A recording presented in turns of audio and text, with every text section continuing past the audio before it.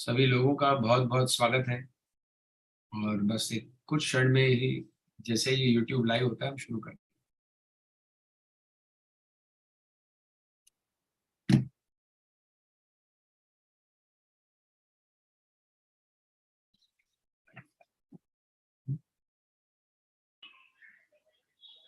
आज मेरा internet connection थोड़ा सा स्लो है तो प्लीज बेयर करें।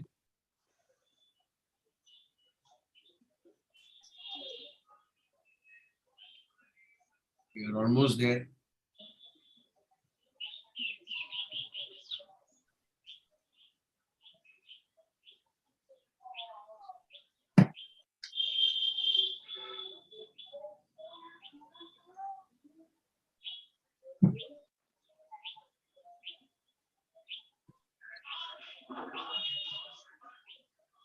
Yeah, we are live. So Atul ji please शुरू करें। धन्यवाद। रेवा लॉज वडोदरा, रोहित लॉज अमदावाद અને જ્યોતિ લોજ મુંબઈના ઉપક્રમે આયોજિત 13મા 3 federation Marathi federation, Gujarati federation અને મુંબઈ ફેડરેશનના આજના ઈ પ્રવચન H.P. બ્લેવેટ્સ્કી અને જ્યોર્જ એરુન્ડલના સ્મરણાર્થેના પ્રવચનના વક્તા શ્રેયાંશી ઓઝા, ડોક્ટર મંજુષા વાનખેડે અને અનસુયાબેન દેસાઈ તેમજ મોડરેટર શ્રી તરલભાઈ મુનશીજી અને આજની સભામાં હાજર સર્વ સભ્યોનું સ્વાગત કરું છું। સભાની શરૂઆત કેશોરબેન આપણને વૈશ્વિક પ્રાર્થનાથી કરાવશે। કેશોરબેન, આપનું સ્વાગત છે। Oh, hidden life, vibrant in every atom. Vibrant in every atom. Oh, hidden light, shining in every creature. Oh, hidden light, shining in every creature. Oh, hidden love, embracing all in oneness. Oh, hidden love, embracing all in oneness. May each who feels himself as one with thee. May each who feels himself as one with thee know he is also one with every other. know he is also one with every other. Shanti, Shanti, Shanti. Thank you. Thank you. Shri તરલભાઈ મુનશીને આજની સભાની આગળની કાર્યવાહી માટે આમંત્રિત કરું છું। તરલભાઈ, આપનું સ્વાગત છે। बहुत बहुत धन्यवाद अतुल जी और सारे ही वक्ताओं का बहुत बहुत स्वागत है। श्रेयाशी, मंजूषा और अनुषा बेन शायद वो अभी ज्वाइन कर रही है लेकिन वो थर्ड स्पीकर है तो हम कैरी ऑन करते हैं। श्रेयांशी जी का परिचय देना चाहूंगा। बहुत ही प्रतिभावान यंगस्टर और युवा व्यक्तित्व है हमारे थियोसॉफी सोसाइटी के लिए और वे मल्टी कल्चरल फैमिली में उनका पालन पोषण हुआ है और वो शुरू से ही साइकोलॉजिकल अफेयर्स और ओकल्ट साइंसेज में इंटरेस्टेड रही हैं। बहुत रुचि रही उनकी। पोस्ट ग्रेजुएट हैं वो एंशिएंट हिस्ट्री में और यूनिवर्सिटी ऑफ इलाहाबाद से उन्होंने recently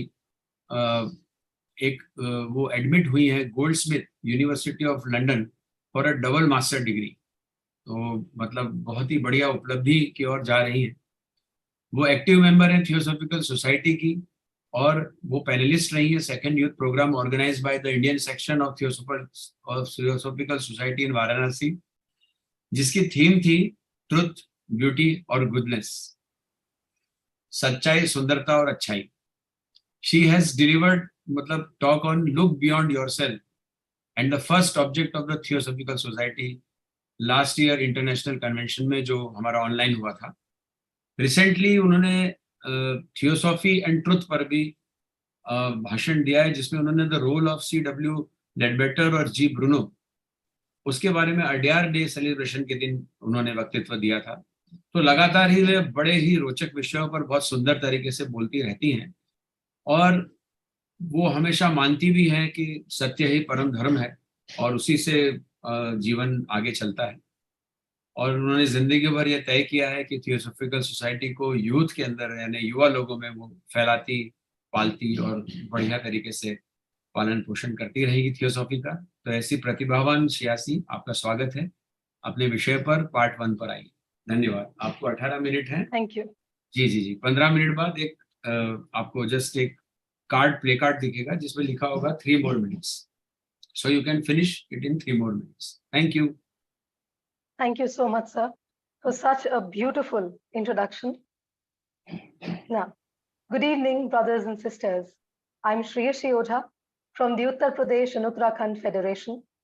And the topic of today's discourse is the Theosophical twins in remembrance of Madame Blavatsky and George S. Arundale. It is on August 12th that theosophists globally celebrate 2 luminaries of the theosophical world, Madame Helena Petrovna Blavatsky and George S. Arundale. It is my great fortune that I have a chance to propagate their ideas, thoughts, and ideologies.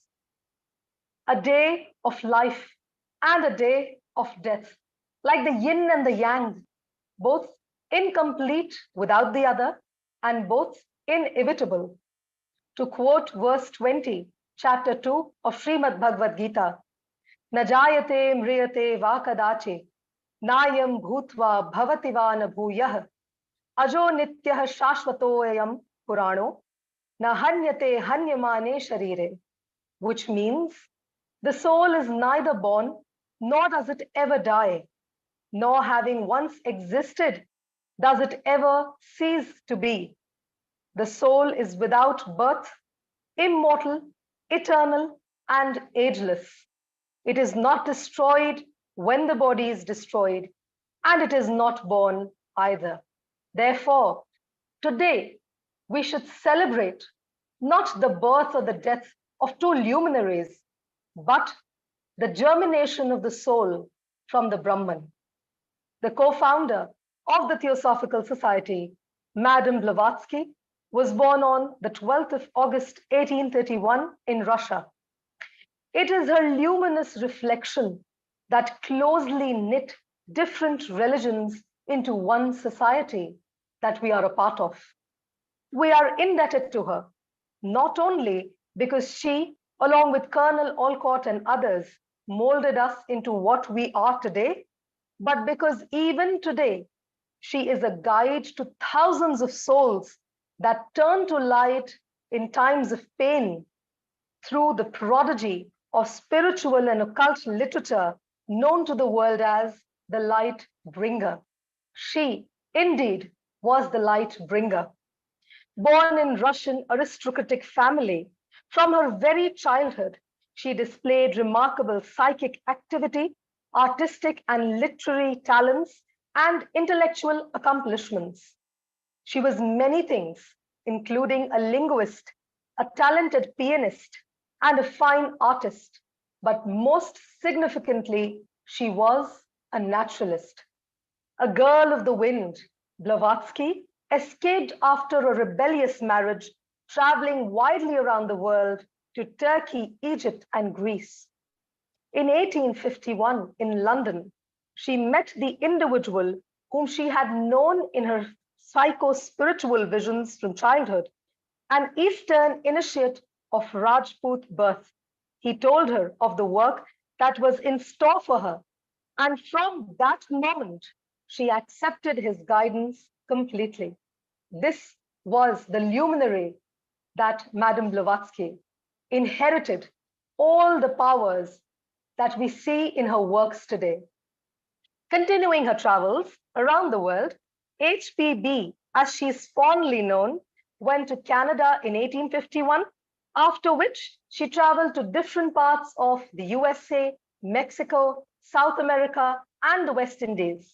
She visited India only in 1852, but failed to enter Tibet, after which she returned back to England in 1853. In 1868, she succeeded in entering Tibet and underwent occult training with her teachers. Her travel across the world is but only the depiction of the search for truth, the hunger for truth that lived within her. However, it was only in between 1860 and 1865 that she is said to have experienced a severe physical and psychic crisis that placed her in complete control over her occult powers. regarding knowledge and enlightenment, Mr. Arundale says, the conqueror and king in each of us is the knower of truth. Let that knower awaken in us and drive the horses of the mind, emotions, and the physical body on the pathway which that king has chosen for us. Here, the knower of the truth is Madame Blavatsky, and the path that is chosen is that of the masters. This was the case with Madame Blavatsky. Later in Egypt, she tried to form a society but failed. However, in 1873, she was instructed by her teacher to go to Paris, and later she landed in New York.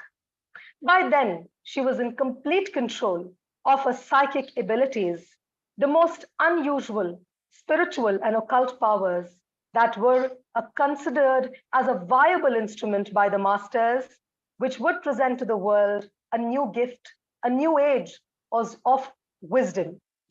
Madame Blavatsky visited America during the same time as the spiritualist movement swept the nation, about which she later stated, I was sent to prove the phenomena and their reality, and to show the fallacy of the spiritualistic theory of the spirits.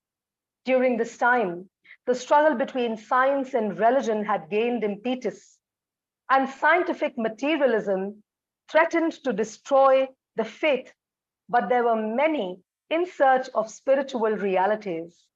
It is during this phase that H.P.B. met Colonel H.S. Olcott in the USA, and later on 7th of September 1875, H.P.B., Colonel Olcott, W.Q. Judge, together with several others formed the Theosophical Society, a society with the purpose of promulgating the ancient teachings of theosophy, or the wisdom concerning the divine, which had been the spiritual basis of other great movements in the past. In 1879, H.P.B. and Colonel Olcott arrived in Mumbai, Bombay, India. She soon resumed her literary work in Mumbai, and her articles were published in some European journals as well as in India. She had started spreading the thought that burnt within her soul. In May 1882, the Theosophical Society's headquarters was moved to Adyar.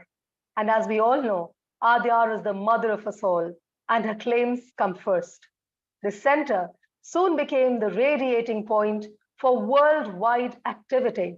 In 1884, H.P.B., then in rather poor health, went to Europe with Olcott, where she was busily engaged in writing her second work, The Secret Doctrine, which was completed and published in 2 large volumes in October to December 1888.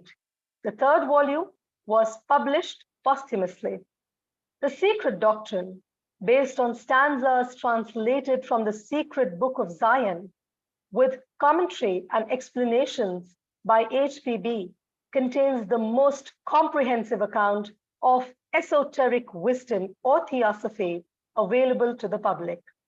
The preparation of the work was a difficult task, because it was the task of the author not only to explain the theosophical concepts and principles, but also to demonstrate the presence of wisdom in religion, science, and other fields of knowledge.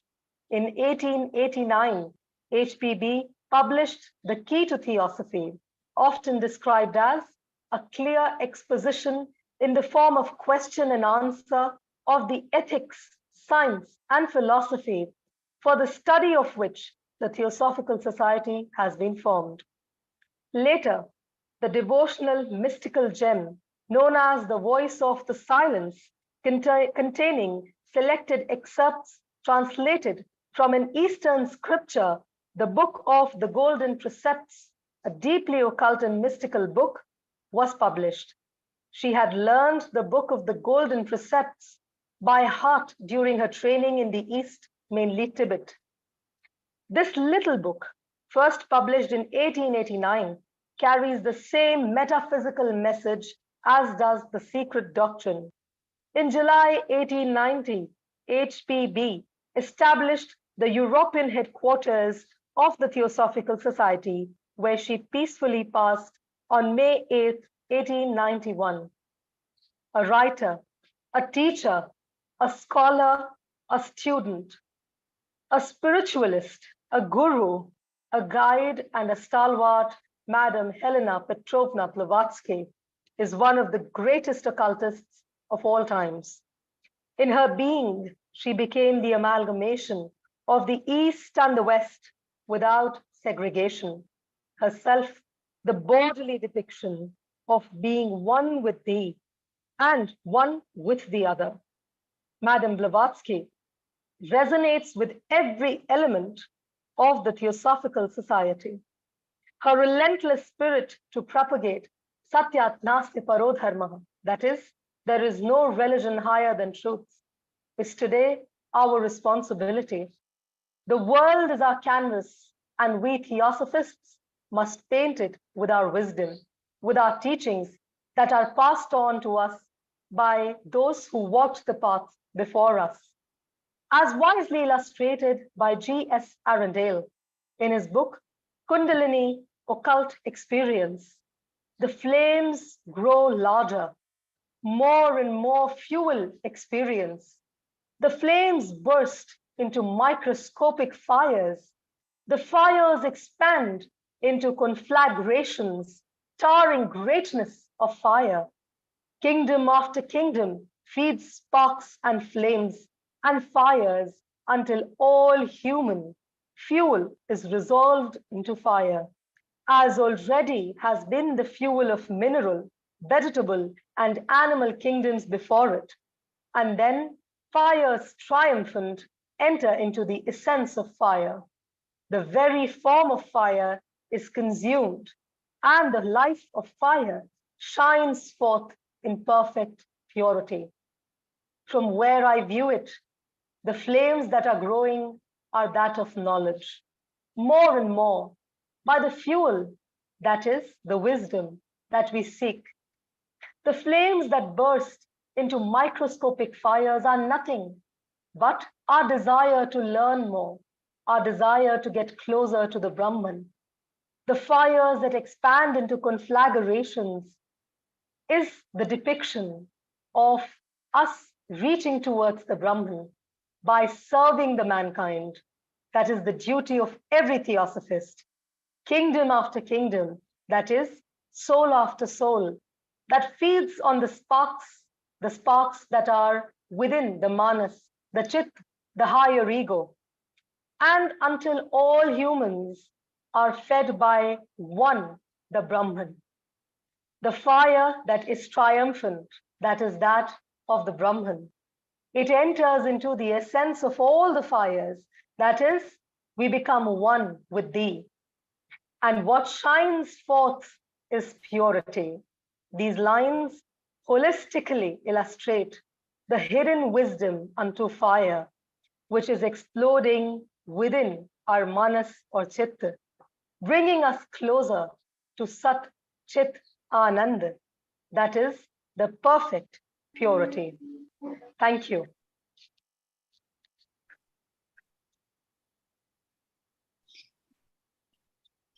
Thank you Shreyanshi ji, आपने तो बिल्कुल perfect time में उसे पूरा कर दिया। अब मैं आमंत्रित करूंगा मंजूषा जी को, उन्हें हम स्पॉटलाइट में ले लेते हैं और मैं उनका एक संक्षिप्त परिचय देना चाहूँगा।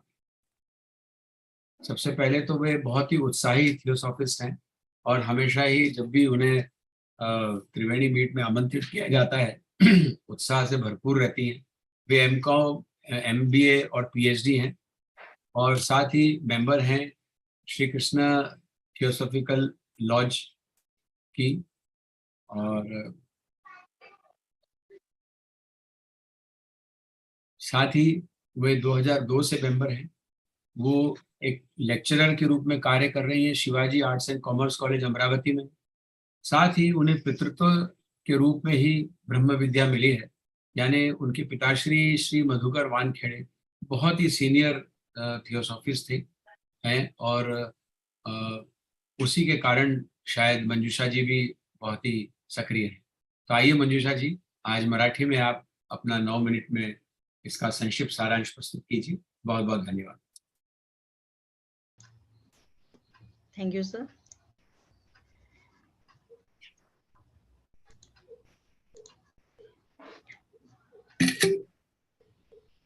जी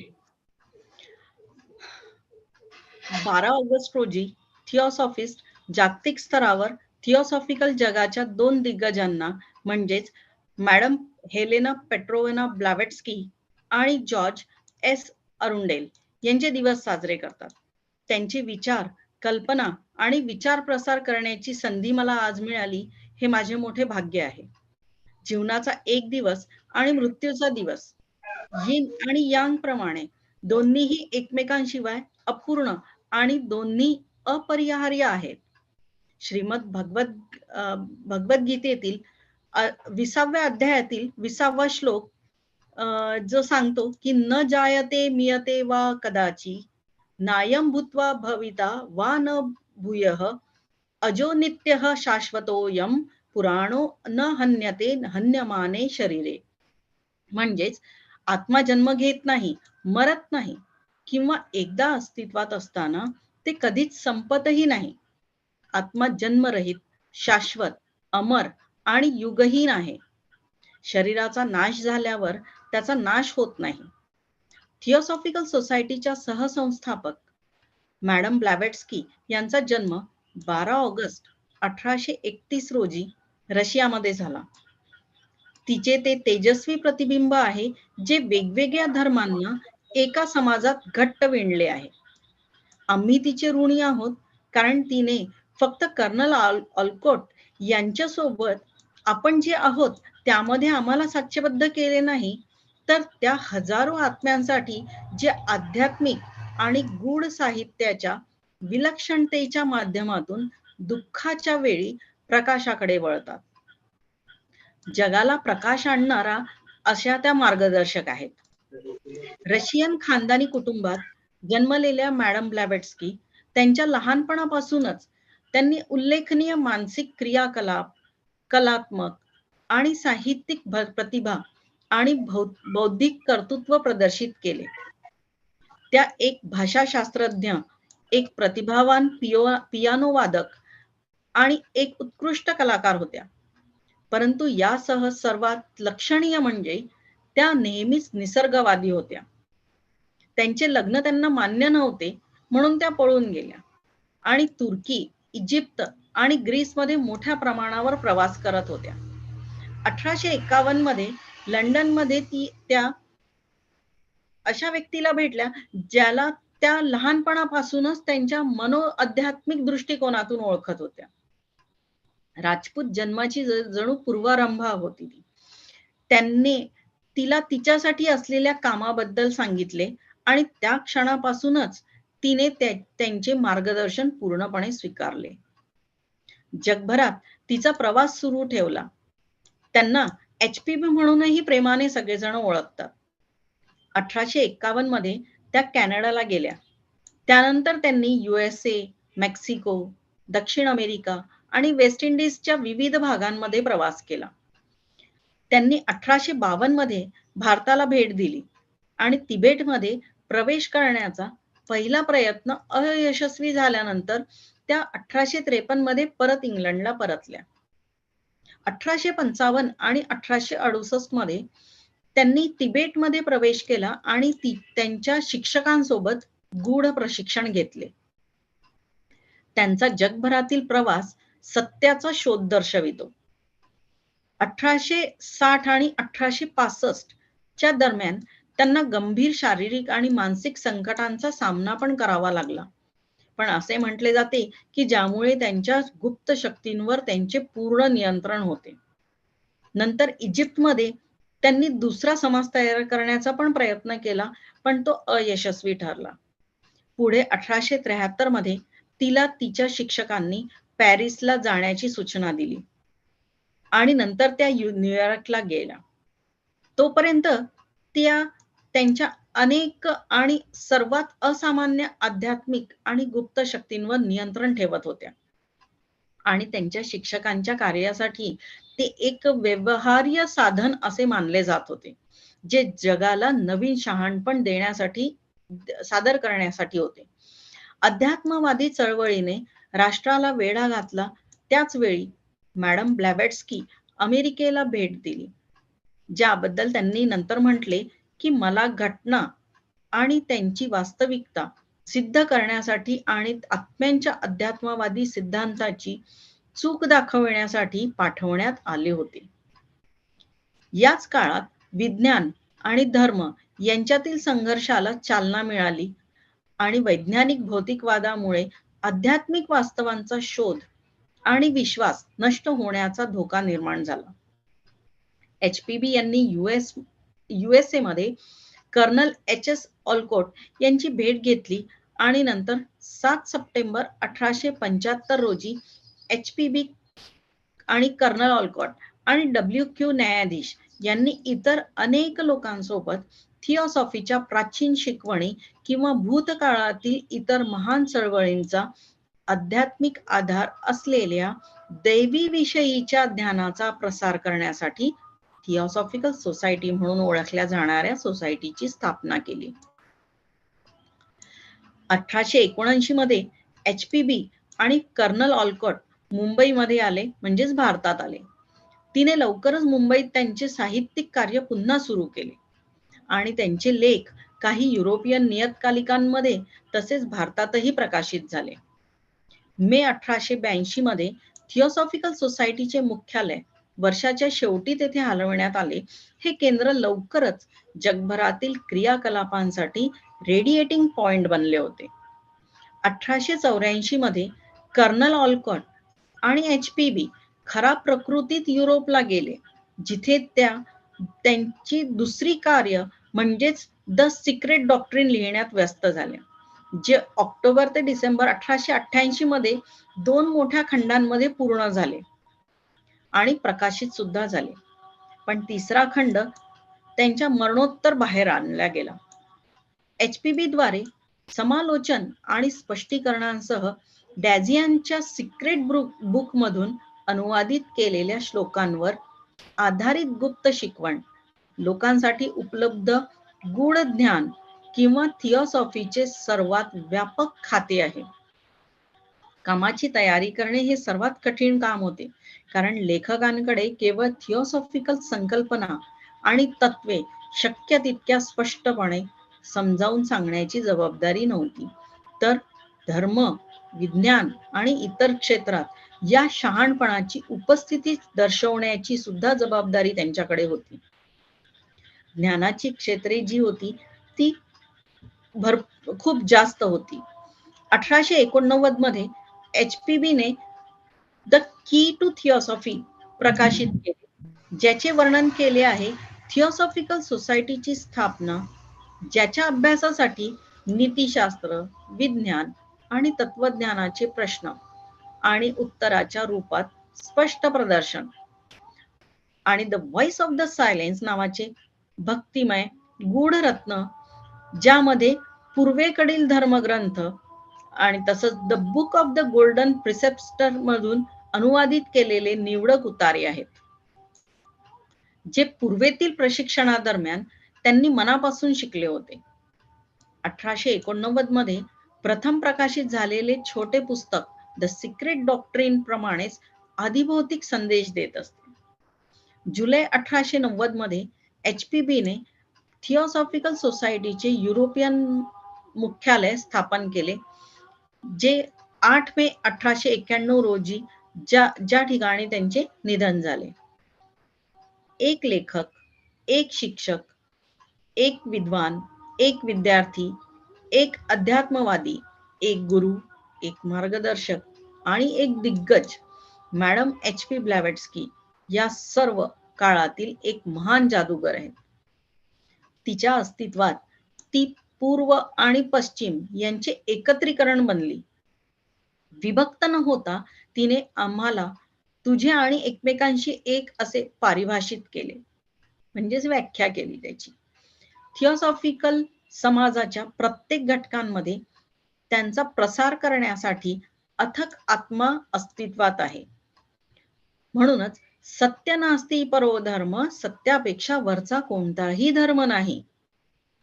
आज आपली ही जबाबदारी आहे की जग हा आपला कॅनव्हास आहे आणि ह्या कॅनव्हासवर आपल्याला हुशारीने रंग चढवायचे आहेत. धन्यवाद.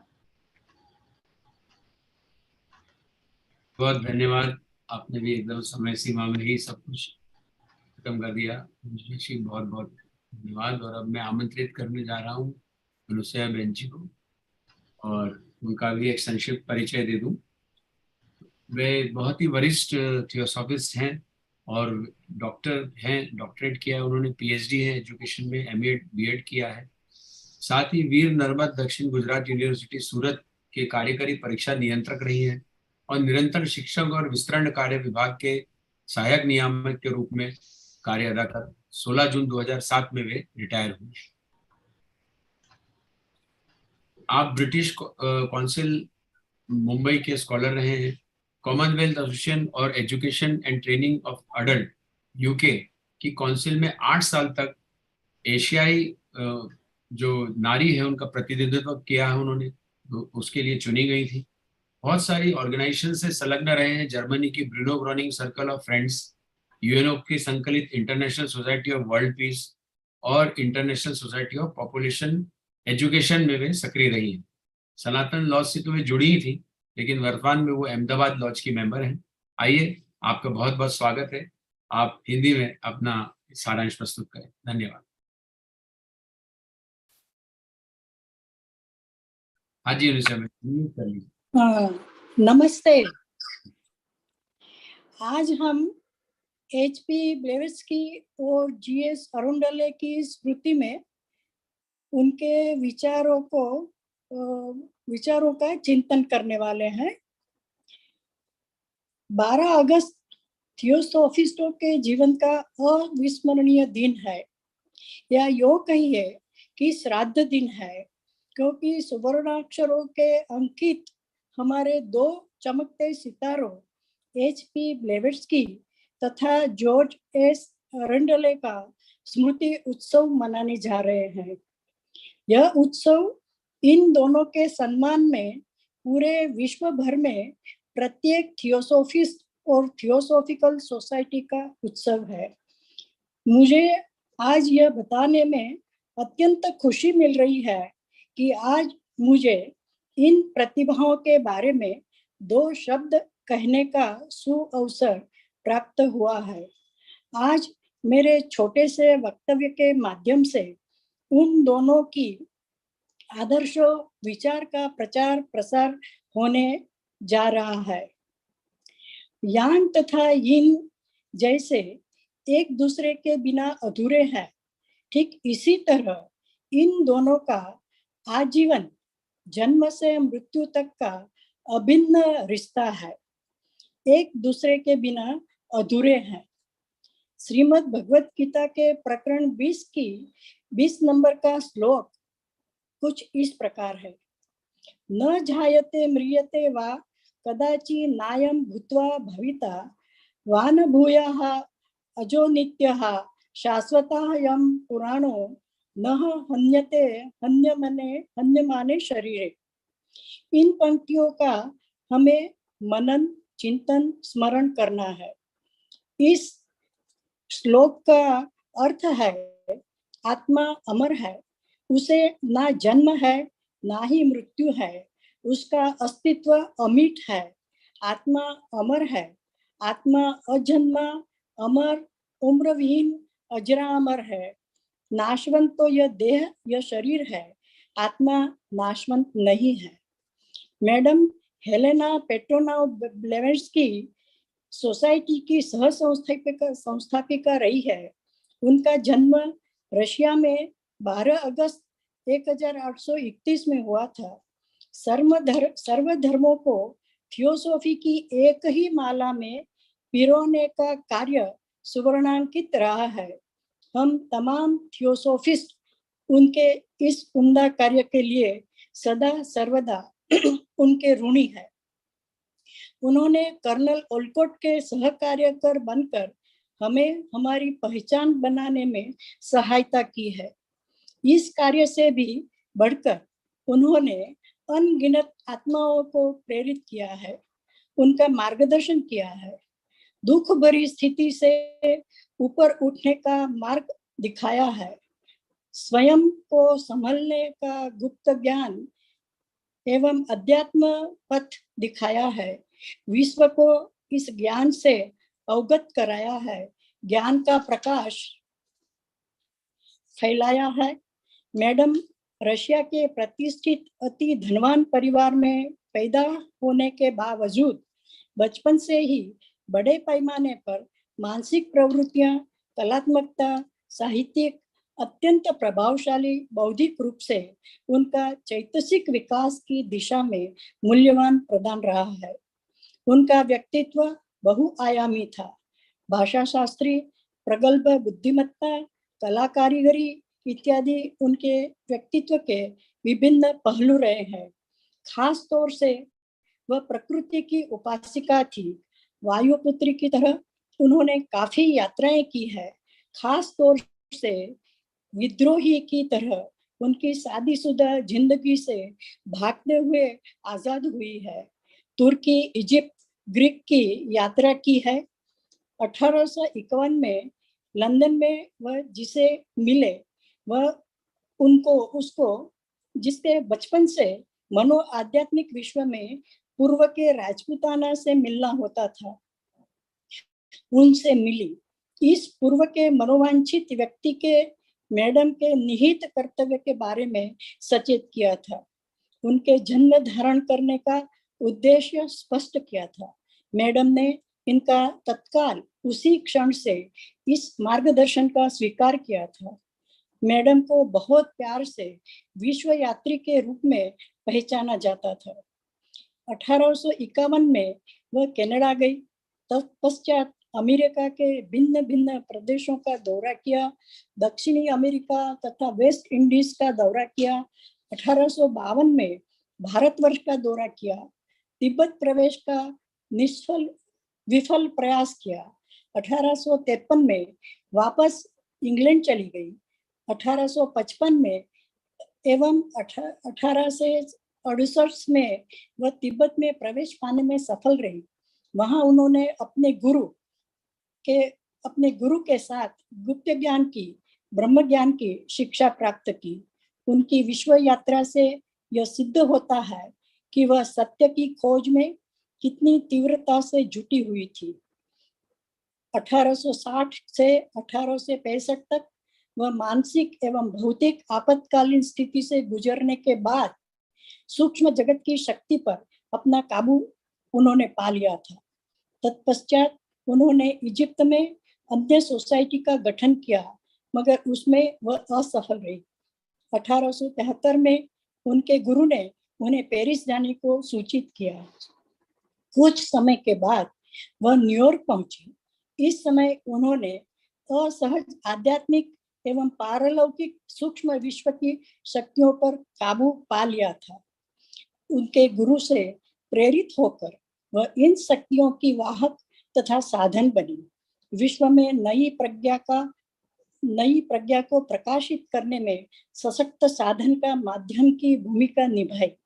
इसी भूमिका के साथ मैडम ने अमेरिका में भ्रमण किया तथा आध्यात्मिकता के क्षेत्र में एक आंदोलन सा खड़ा कर दिया, जिसके बारे में बाद में उन्होंने स्पष्ट रूप से विश्व को बताया था।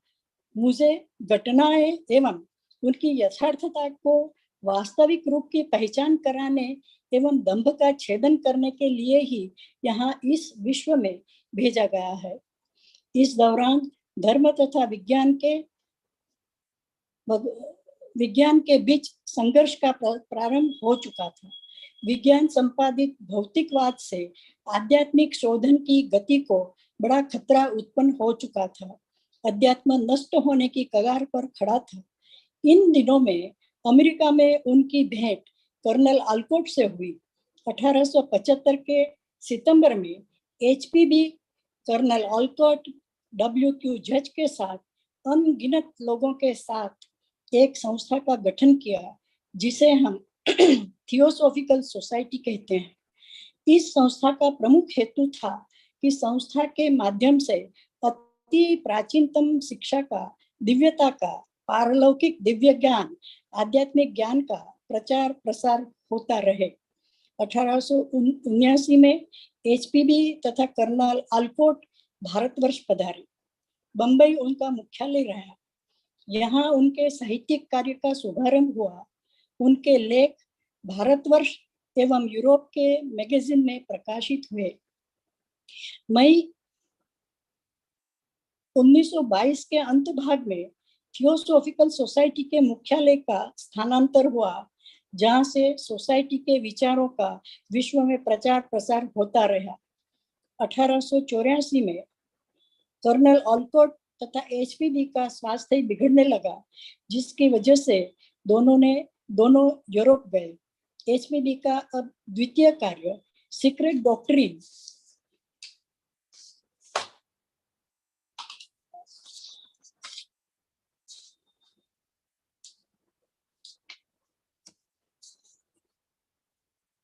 का लेखन का प्रारंभ हुआ। 1888 के अक्टूबर दिसंबर में यह किताब मतलब ग्रंथ 2 विभाग में प्रकाशित हुआ। तीसरा विभाग भी प्रकाशित हुआ। यह ग्रंथ ध्यान के किताब से चुने हुए कुछ श्लोक पर आधारित था। इन मंत्रों को अति सरल रीति से सरल टिप्पणी के रूप में पेश किया गया। एसोटरी प्रज्ञा का इसमें संक्षिप्त में सुचारू रूप से विवरण किया गया है। जन सामान्य का यह ज्ञान सहज रूप से प्राप्त करवा गया है। थियोसॉफी की विभावना, उसके सिद्धांत इत्यादि स्पष्ट रूप से बताने की जिम्मेदारी लेखक की रही है। यह कार्य अति दुष्कर एवं बहुत ही कठिन था। इस बात को आगे बढ़ाते लेखक को यह भी प्रस्थापित करना था कि इन सब ज्ञान का धर्म, विज्ञान तथा अन्य क्षेत्रों से कैसे संबंध बने रहेंगे। 1889 में HPB ने इन सब विषयों का the key to the theosophy में अच्छी तरह से वर्णन किया है। इस ग्रंथ में प्रश्नोत्तरी के रूप में तत्वज्ञान, नीतिमत्ता इत्यादि का विवरण किया है। इन सभी का पारस्परिक संबंध प्रस्थापित करने का तो थियोसॉफिकल सोसाइटी का प्रमुख उद्देश्य रहा था। वॉइस ऑफ साइलेंस यह ग्रंथ रहस्यों से भरा हुआ है। इस ग्रंथ को अनमोल समझा जाता है। इस ग्रंथ में पूर्व के धर्मशास्त्रों तथा पश्चिम के धर्मशास्त्रों के चुने हुए हिस्सों को समाविष्ट करके भाषांतरित किया गया है। 1899 में यह छोटी सी किताब प्रकाशित की गई। इसमें सीक्रेट डॉक्ट्रिन ग्रंथ में से चुनी हुई शिक्षा के अंश सम्मिलित किए गए हैं। इन सब संदेश को HPB ने उनकी पूर्व के देश में हुई शिक्षा के दौरान ज़बानी याद कर लिए थे। 1890 में HPB ने यूरोपियन मुख्यालय स्थापित किया था। इस जगह में HPB ने 8 मई 1891 में अंतिम सांस ली थी। HPB एक अच्छी लेखिका, शिक्षक, विदुषी, शिष्य, आध्यात्मिक गुरु, मार्गदर्शिका थी। वह सर्वकालीन सुलझी हुई ओकल्टिस्ट थी। पूर्व तथा पश्चिम का भाव विहीन संयोजन करने वाली रसायन शास्त्रज्ञ थी। उन्होंने हमें अपनी व्याख्या बताई है। उन्होंने कहा है, उनकी आत्मा हम सबके साथ, इधर के साथ, एक दूजे के साथ, सत्य थियोसॉफी के कण कण के साथ हमसे जुड़ी है। उनके दिव्य आत्मा को हमारे सतसत प्रणाम है। सत्यात नास्ति परो धर्म, सत्य से बढ़कर कोई धर्म नहीं है। यह विश्व प्रकृति का कैनवास है। उसे हमें समझदारी से एवं जिम्मेदारी से रंगों से सजाना है। हम सबकी यह जिम्मेदारी है। शुक्रिया। बहुत बहुत धन्यवाद आपको। बहुत ही खूबसूरती से आपने हिंदी अनुवाद किया। और अब मैं 86 जी से वापस निवेदन करूंगा कि वे पार्ट 2 मैं अपना व्यक्तित्व दें। Thank you, sir. जी, welcome. Moving on to the next chapter, the next part, the end of life, the passing into the afterlife, the struggle until rebirth. Juxtaposing the blessing of life is the gift of death. Dr. George S. Arundale was born in Surrey, England, on December 1st, 1878. He was educated mainly in Europe. At a very tender age, Arundale lost his mother. He was placed under the care of his aunt. As has been rightly said by Madame Blavatsky in the Studies in Occultism, no man can swim unless he enters deep waters. And thus, through his aunt, Arundale came into close proximity with theosophists and its founder, Madame H.P.BLAVATSKY, Colonel Olcott, and others who stayed with Miss Arundale in their house. As HPB quotes, "Do not be afraid of your difficulties. Do not wish you could be in other circumstances than you are. For when you have made the best of an adversity, it becomes the stepping stone to a splendid opportunity." Who knows what could have happened to that young child if his mother had lived? Would he have risen to such heights as a theosophist? Would he have given to the world with such generosity? There are some questions that will forever remain unanswered because it is pain that transformed into power. In 1895, Arundale went to Cambridge, St. John's College, for further studies and later became a fellow of the Royal Historical Society in London, in due course being admitted to the MA degree. Deeply interested in India from early youth, he was happy to accept Mrs. Annie Besant's invitation to become associated with her and with a group of Indian workers in the establishment of a great center of Hindu culture at Banaras. Mr. Arundale joined the Theosophical Society as a member of the London Lodge in 1895. After he completed his studies at Cambridge, he became the Assistant General Secretary of the European section of the Theosophical Society, and it was there that he met Annie Besant. Beginning with his first convention lecture in 1910, Arundale frequently addressed theosophical conventions. However, Arundale returned to India to assist Mrs. Besant in her political activities. He became the organizing secretary of the All India Home Rule League. In 1920, he married Rukmini Devi, a gifted artist whose talents he fostered.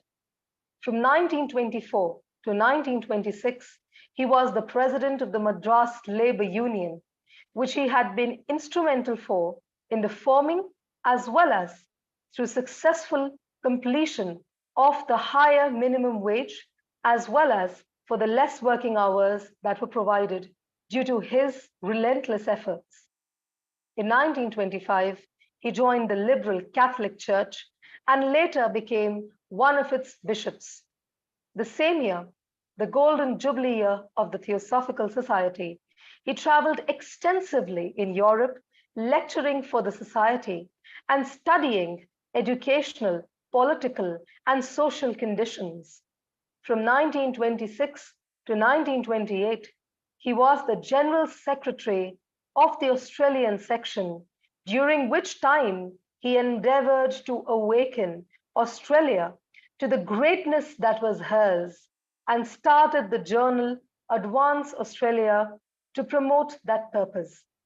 When Dr. Besant died in 1933, Dr. Arundale was elected as the president of the Theosophical Society, and he began from 1934 to work out a 7-year plan, which included the development of Adyar and ensuring the solidarity of the society. What a spirit he was! With well-prepared publicity, material, next year he launched a straight theosophy campaign that encouraged the study of basic theosophical principles and culminated in the Fine Diamond Jubilee Convention at Adyar in 1935. Lodges were urged never to forget their primary purpose of instructing members in theosophy using a language that could be understood. The next campaign was entitled, There is a Plan. In 1935, his books were published, in which he set forth his conceptions of human and spiritual value. They were named You, Freedom and Friendship, and Gods in the Becoming.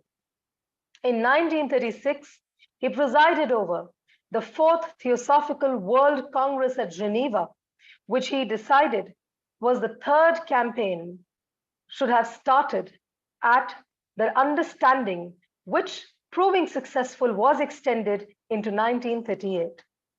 His work is relentless.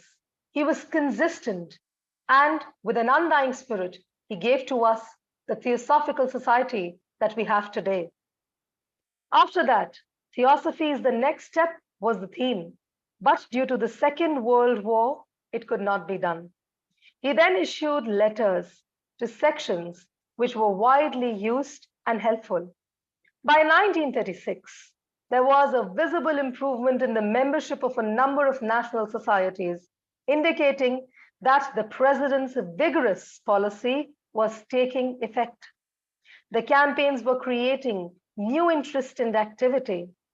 In 1937, Arundale gave a lecture on symbolic yoga at the convention, using his material for roof talks at Adyar and for his addresses later when on tour in Europe and America.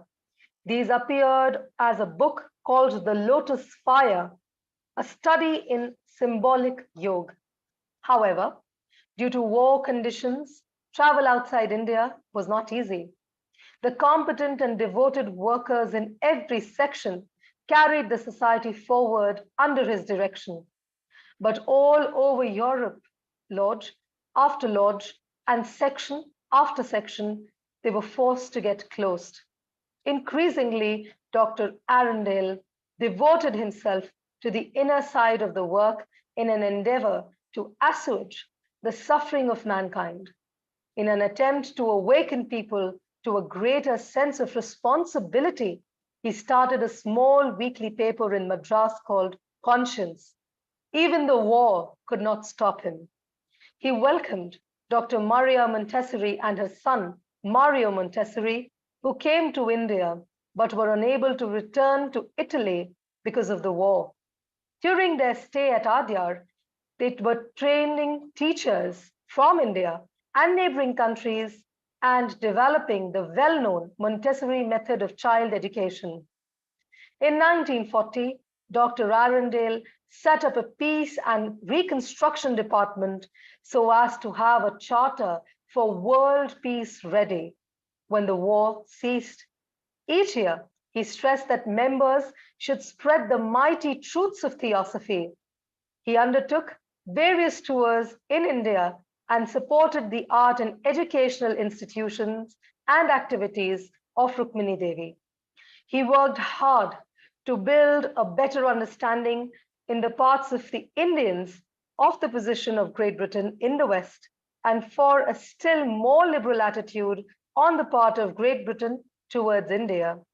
In 1941, Dr. Arundale was conferred the honorary degree of Vidya Kalanidhi, meaning storehouse of art and wisdom, by the old and much respected institution Sri Bharat Dharma Mahamandal, Banaras, for his extraordinary merits and excellent qualities. Dr. Arundale's special themes were the unity of India and the development of greatness in the individual. Following the tenet laid by Madame Blavatsky, theosophy is who theosophy does, not thinks, not studies, not feels, but does. Arundale was interested in the development of youth and assisted in the formation of World Federation of Young Theosophists, which was founded in 1935 with Rukmini Devi as president and himself as ex officio honorary president.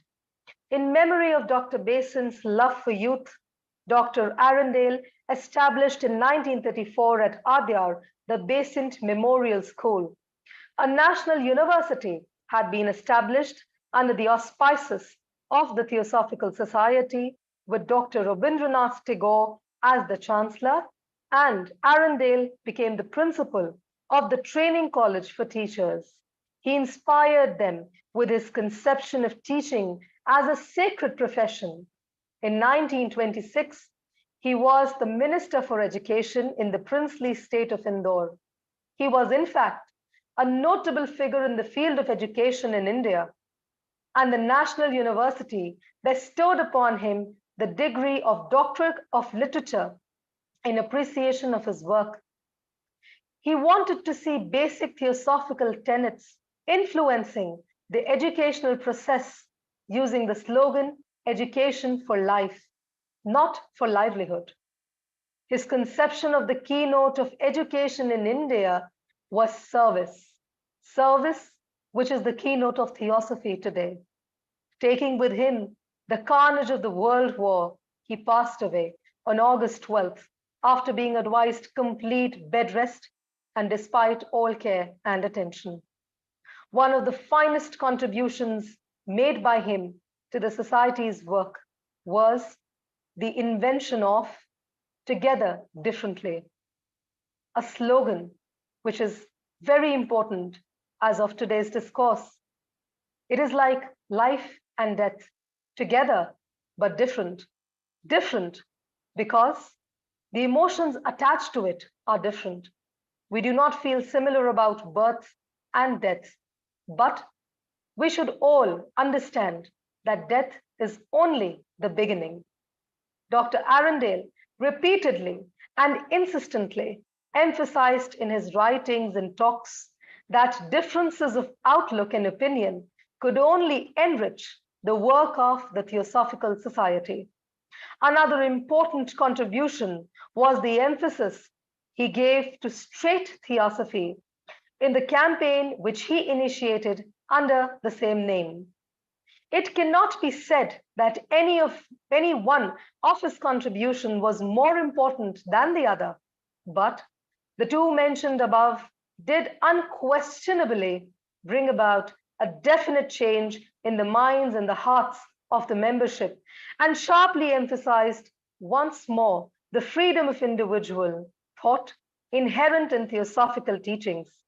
Dr. Arundale was known not only for his theosophical works, but also for his interest in core Freemasonry and the Indian Scout movement, being for some years provincial commissioner for Madras province. His books became included into the Theosophical Society's vast literature, including Kundalini, an occult experience, the Lotus Fire, a study in symbolic yoga, Nirvana, Mount Everest, a book on discipleship, and you.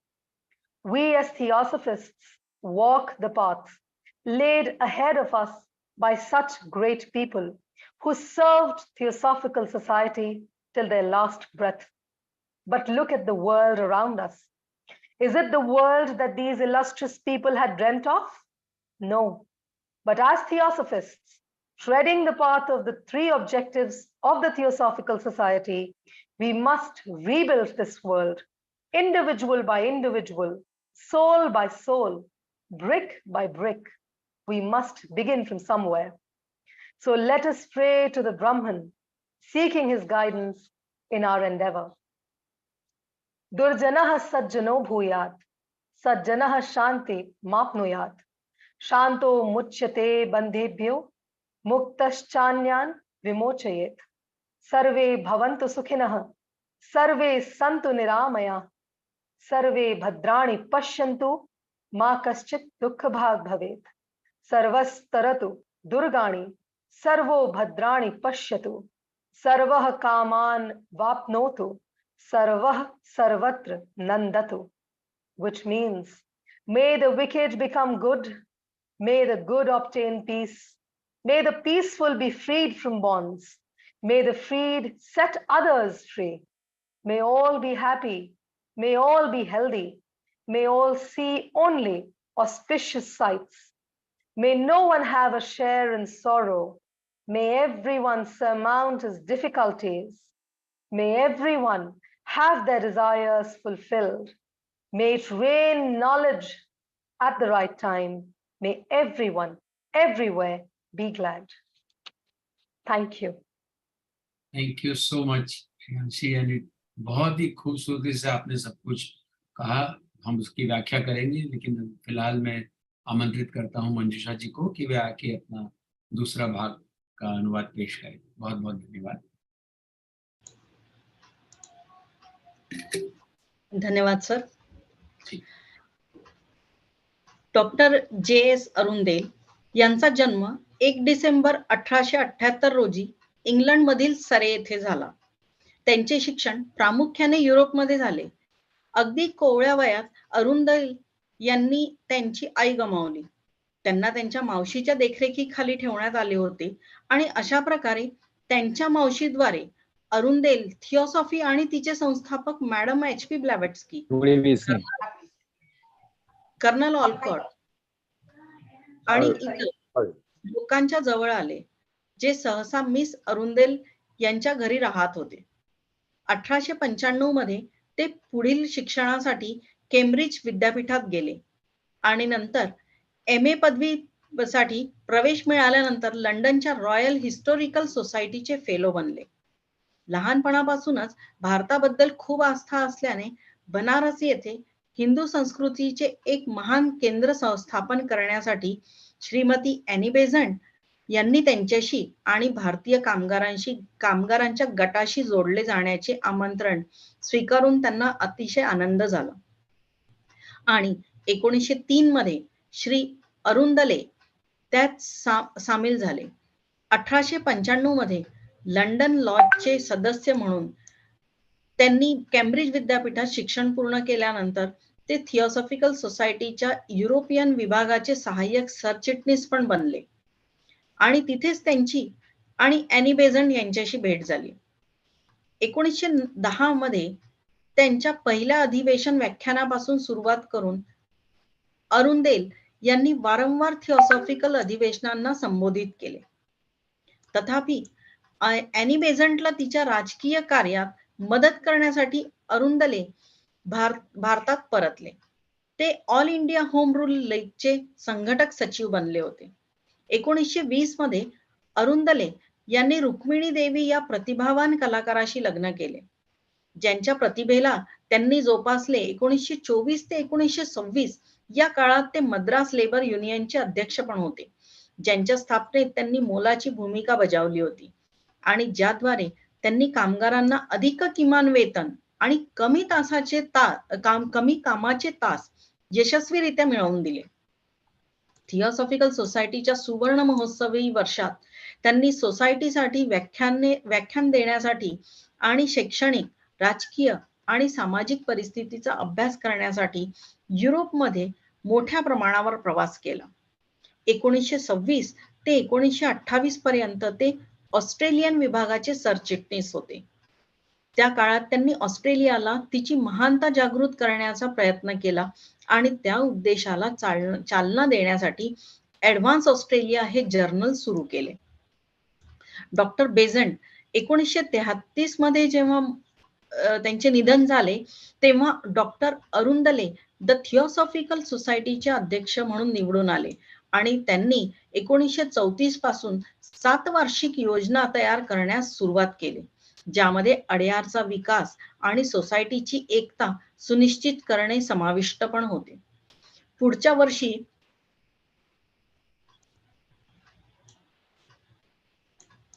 वर्षी चांगल्या प्रकारे तयार केलेल्या प्रसिद्धी सामग्रीसह त्यांनी straight theosophy मोहीम सुरू केली, ज्यामुळे मूलभूत थिओसॉफिकल तत्वांच्या अभ्यासाला प्रोत्साहन मिळाले आणि 1935 मध्ये अडयार येथे झालेल्या उत्कृष्ट हीरक महोत्सवी अधिवेशनात त्यांचा पराकाष्ठा झाला। लॉजिसला त्यांच्या सूचना देण्याचे मुख्य उद्दिष्ट कधीही विसरू नये असे आवाहन पण त्यांनी त्यावेळेस करण्यात आले. तसेच थिओसॉफी मधील जे सदस्य त्यांना समजू शकणारी भाषा वापरून त्यांचे उद्दिष्ट त्यांना समजावणे हे पण त्यामध्ये महत्वाचे होते. 1935 मध्ये डॉक्टर अरुंदळे यांनी 3 पुस्तके प्रकाशित केली, ज्यात त्यांनी मानवी आणि आध्यात्मिक मूल्यांच्या संकल्पना मांडल्या होत्या. 1936 मध्ये जिनिव्हा येथे थिओसॉफिकल वर्ल्ड काँग्रेसचे अध्यक्षपद त्यांनी भूषविले. त्यानंतर theosophy is the next step ही थीम होती, परंतु त्यावेळेसची ती थीम होती. परंतु दुसरे महायुद्ध सुरू झाले आणि फारसे त्यांना काहीही करता आले नाही. त्यानंतर त्यांनी मोठ्या प्रमाणात वापरल्या जाणाऱ्या आणि उपयुक्त असलेल्या विभागांना पत्रे जारी केली आणि 1936 पर्यंत राष्ट्रपतींचे जोरदार धोरण प्रभावी होत असल्याचे दर्शवत अनेक राष्ट्रीय संस्थांच्या सदस्यत्वात लक्षणीय सुधारणा झाली. मोहिमा नवीन स्वारस्य आणि क्रियाकलाप निर्माण करत होत्या. 1937 मध्ये अरुंदळे यांनी अधिवेशनात प्रतिकात्मक योग या विषयावर व्याख्यान दिले. त्यांनी अड्यार येथे छतावरील चर्चा आणि नंतर युरोप आणि अमेरिकेच्या दौऱ्यावर असताना त्यांच्या पत्त्यांसाठी त्यांची सामग्री वापरली. हे the lotus fire a study in symbolic yoga नावाच्या पुस्तकाच्या रूपात प्रकट झाले. मात्र युद्धजन्य परिस्थितीमुळे भारताबाहेरचा प्रवास सोपा नव्हता. प्रत्येक विभागातील सक्षम आणि समर्पित कार्यकर्त्यांसाठी त्यांच्या मार्गदर्शनाखाली सोसायटी पुढे नेत होती. वाढत्या प्रमाणात डॉक्टर अरुंदळे यांनी मानवजातीचे दुःख कमी करण्याच्या प्रयत्नात कामाच्या अंतर्गत बाजूने स्वतःला झोकून दिले होते. अड्यारमधील त्यांच्या वास्तव्यादरम्यान त्यांनी भारत आणि शेजारील देशातील शिक्षकांना बाल शिक्षणाच्या सुप्रसिद्ध मॉन्टेसरी पद्धतीचे शिक्षण दिले. 1940 मध्ये डॉक्टर अरुंदळे यांनी शांतता आणि पुनर्रचना विभागाची स्थापना केली की जेणेकरून युद्ध थांबल्यानंतर जागतिक शांततेची सनद तयार व्हावी. प्रत्येक वर्षी त्यांनी सदस्यांनी थिओसॉफीचे पराक्रमी सत्य पसरवायला हवे यावर त्यांनी भर दिला. भारतात दौरे केले आणि रुक्मिणी देवीच्या कला आणि शैक्षणिक संस्था आणि उपक्रमांना सुद्धा पाठिंबा दिला.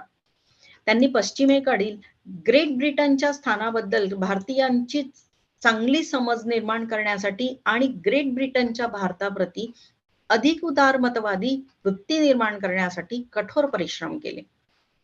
1941 मध्ये डॉक्टर अरुंदले यांना त्यांच्या असाधारण गुणवत्तेसाठी आणि उत्कृष्ट गुणांसाठी श्री भारत धर्म महामंडळ बनारस या जुन्या आणि अत्यंत प्रतिष्ठित संस्थेने विद्या कलानिधी म्हणजेच कला आणि बुद्धीचे भांडार ही मानद पदवी प्रदान केली. डॉक्टर अरुंदळे यांच्या 2 विशेष थीम होत्या, भारताची एकता आणि व्यक्तिमत्वाचा विकास. थिओसॉफी म्हणजे जो थिओसॉफी करतो, विचार करत नाही, अभ्यास करत नाही, अनुभवत नाही, परंतु करतो. अरुंदले यांना तरुणांच्या विकासात रस होता आणि त्यांनी वर्ल्ड फेडरेशन ऑफ यंग थिओसॉफिस्टच्या स्थापनेत पण मदत केली, ज्याची स्थापना 1935 मध्ये रुक्मिणी देवी यांच्या अध्यक्षतेखाली झाली. डॉक्टर बेझंट यांच्या तरुणावरील प्रेमाच्या स्मरणार्थ डॉक्टर अरुंदले यांनी 1934 मध्ये अड्यार बेझंट मेमोरियल स्कूलची स्थापना केली. थिओसॉफिकल सोसायटीच्या आश्रयाने राष्ट्रीय विद्यापीठाची स्थापना करण्यात आली होती, ज्याचे कुलपती डॉक्टर रवींद्रनाथ टागोर होते आणि 1926 मध्ये इंदूर संस्थानात शिक्षण मंत्री पण होते. ते खरे तर भारतातील शैक्षणिक क्षेत्रातील एक उल्लेखनीय व्यक्तिमत्व होते आणि त्यांच्या कार्याची प्रशंसा करण्यासाठी राष्ट्रीय विद्यापीठाने त्यांना डॉक्टर ऑफ लिटरेचर ही पदवी प्रदान केली. शिक्षण जीवनासाठी, उपजीविकेसाठी नाही, हे घोषवाक्य वापरून मूलभूत थिओसॉफिकल शिकवणींचा शैक्षणिक प्रक्रियेवर प्रभाव पडू पाहायचा होता. त्यांची भारतातील शिक्षणाची मुख्य संकल्पना ही फक्त सेवा ही होती. महायुद्धातील नरसंहार त्याच्यासोबत घेऊन पूर्ण विश्रांतीचा सल्ला दिल्यानंतर आणि सर्व काळजी आणि लक्ष असूनही 12 ऑगस्ट रोजी त्यांचे निधन झाले. डॉक्टर अरुंदळे यांनी सोसायटीच्या कार्यात केलेल्या उत्कृष्ट योगदानांपैकीच एकाचे वर्णन त्यांनी शोधलेल्या आणखी एका घोषवाक्याद्वारे केले आहे. टुगेदर डिफरंटली, काहीसे जीवन आणि मृत्यूसारखे, एकत्र परंतु भिन्न. 12 ऑगस्टच्या दिवशी एकत्र आणि भिन्न कारण या दोन्ही क्रियांना वेगवेगळ्या भावना जोडलेल्या आहेत. अरुंदळे यांनी वारंवार आणि आग्रहाने त्यांच्या लिखाणात आणि भाषणात जोर दिला की दृष्टिकोन आणि मतातील फरक केवळ थिओसॉफिकल सोसायटीचे कार्य समृद्ध करू शकतात. आणखी एक महत्वाचे योगदान म्हणजे त्यांनी या नावाने सुरू केलेल्या मोहिमेत सरळ थिओसॉफीवर भर दिला. असे म्हणता येणार नाही की त्यांचे कोणतेही योगदान दुसऱ्यापेक्षा महत्वाचे होते, परंतु वर नमूद केलेल्या 2 गोष्टींनी सदस्यत्वाच्या मनात आणि अंतःकरणात निर्विवादपणे बदल घडवून आणले आणि थिओसॉफिकल मध्ये अंतर्भूत असलेल्या वैयक्तिक विचारांच्या स्वातंत्र्यावर पुन्हा एकदा जोर दिला. त्यांच्या अनेक पुस्तकांमध्ये कुंडलिनी, एक गुप्त अनुभव, the lotus fire, a study in symbolic योग, निर्वाण, माउंट एव्हरेस्ट, शिष्यत्वावरील पुस्तक आणि तुम्ही यांचा समावेश होता. ज्ञान आणि ज्ञानाविषयी श्री अरुंदळे म्हणतात, आपल्या प्रत्येकामध्ये विजेता आणि राजा आहे. सत्य जाणणारा, तो जाणकार आपल्यात जागृत हो आणि त्या राजाने निवडलेल्या मार्गावर मनाचे, भावनांचे आणि भौतिक शरीराचे घोडे चालवूया. मॅडम ब्लॅव्हॅट्स्कीच्या बाबतीत असेच होते. ज्वाला मोठ्या होतात, अधिकाधिक इंधन अनुभव, ज्वाला सूक्ष्म आगीत फुटतात, अग्नीचा विस्तार ज्वलनात होतो, अग्नीची उत्तुंग महानता, सर्व मानवी इंधन अग्नीमध्ये सोडले जाईपर्यंत राज्यानंतरचे राज्य स्पार्क आणि ज्वाला आणि आग देते. जसे पूर्वीपासून खनिज, भाजीपाला आणि प्राणी साम्राज्यांचे इंधन होते आणि मग अग्नीचा विजय आणि अग्नीच्या सारात प्रवेश करतो. अग्नीचेच रूप भस्म होते आणि अग्नीचे जीवन परिपूर्ण शुद्धतेने चमकते.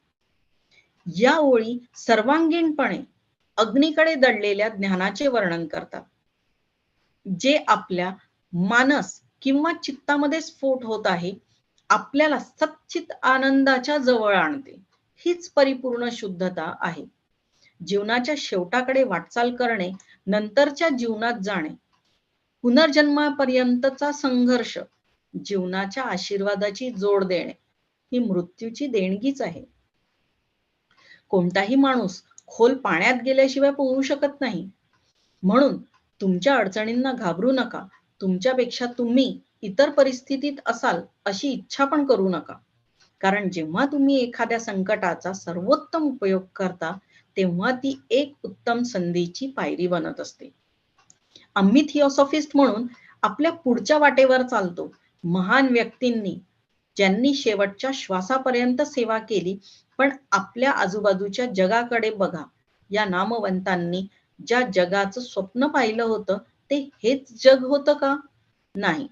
परंतु थिओसॉफिस्ट म्हणून थिओसॉफिकल सोसायटीच्या 3 उद्दिष्टांच्या मार्गावर चालत आपण जगाची पुनर्बांधणी केली पाहिजे. वैयक्तिकरित्या वैयक्तिक, आत्म्याने आत्मा, वीट एक वीट, विटावर एक वीट. म्हणून आपण ब्रह्मदेवाला प्रार्थना करूया. आपल्या प्रयत्नात त्याचे मार्गदर्शन मिळवूया. दुर्जनः सज्जनो भूयात, सज्जनः शांती मापनुयात, शांतो मुच्यते बंधे भो मुक्तश्चान्यान विमोचयेत. सर्वे भवन्तु सुखिनः, सर्वे सन्तु निरामयाः, सर्वे भद्राणि पश्यन्तु मा कश्चित् दुःखभाग् भवेत्.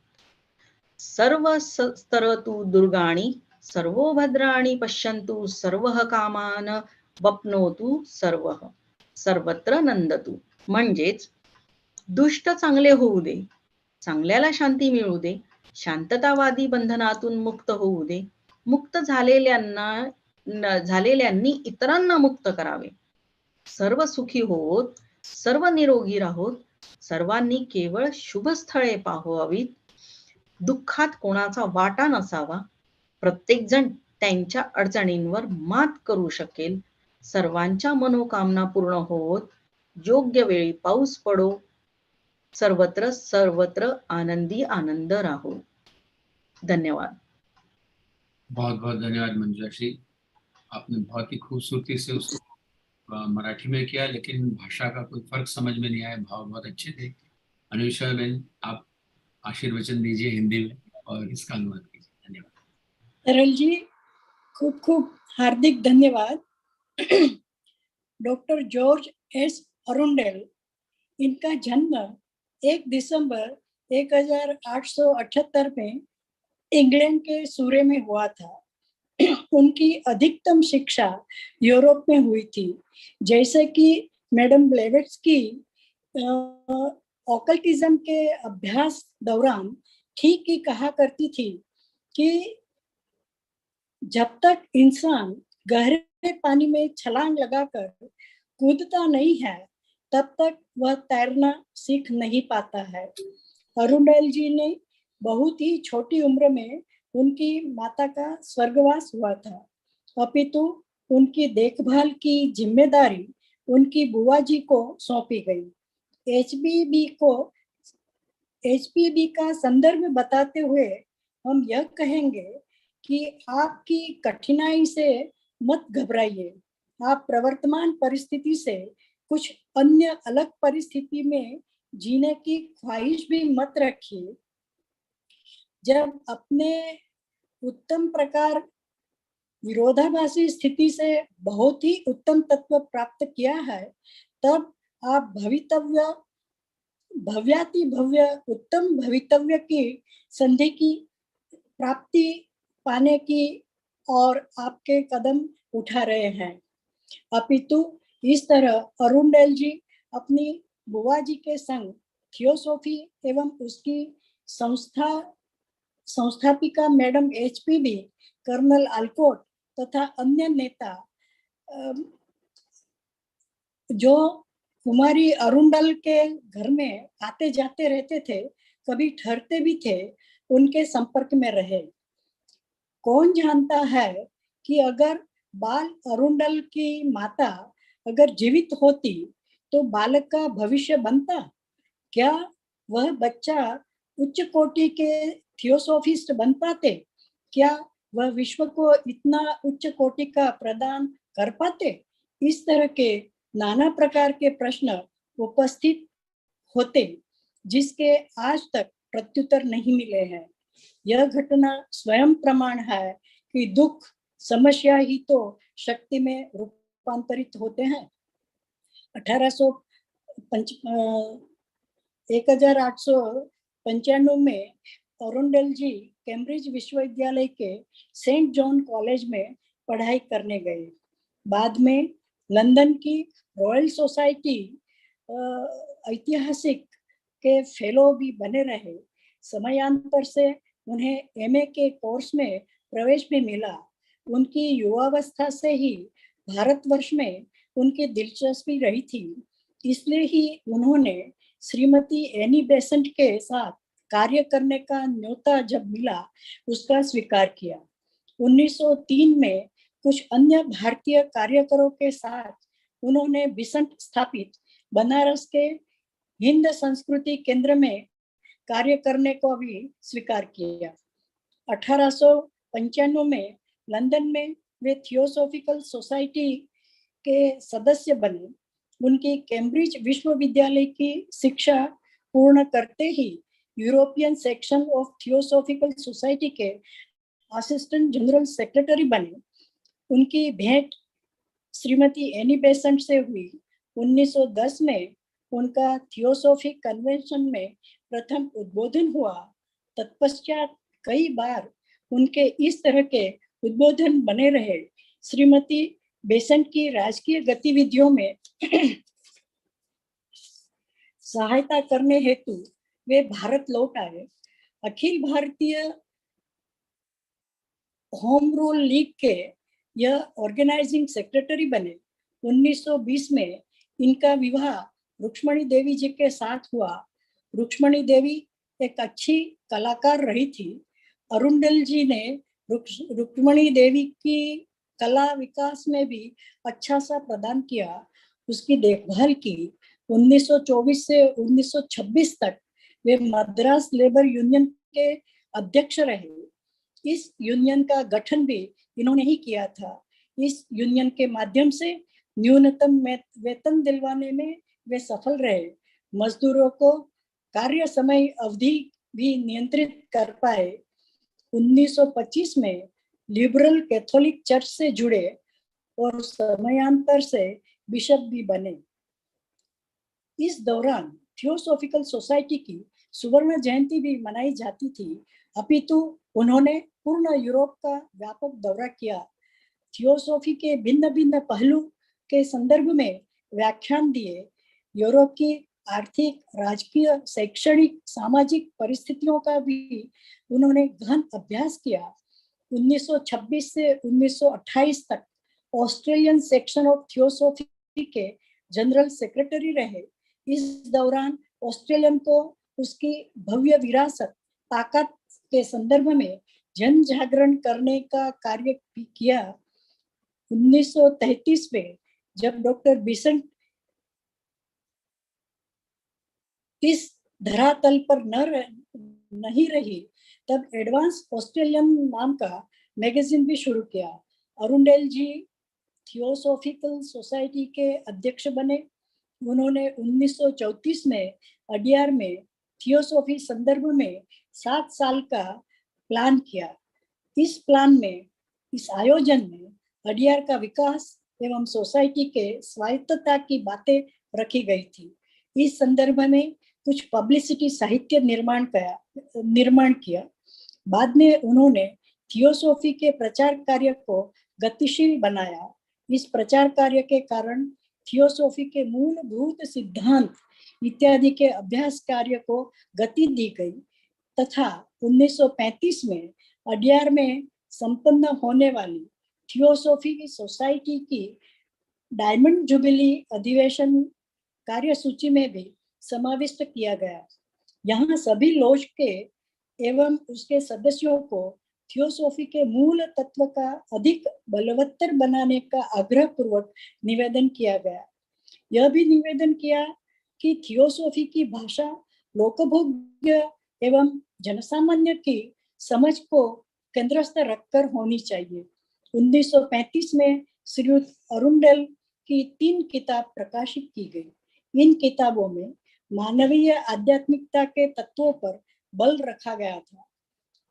You, freedom and friendship and gods in becoming, यह 3 किताबें 1936 में जिनीवा में आयोजित 4th विश्व थियोसॉफी अधिवेशन के अध्यक्ष रहे।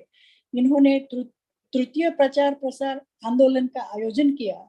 इस कैंपेन का ध्येय मंत्र समझदारी रहा था। इस कैंपेन को 1938 तक बढ़ाया गया। यह कैंपेन भी बहुत सफल रहा।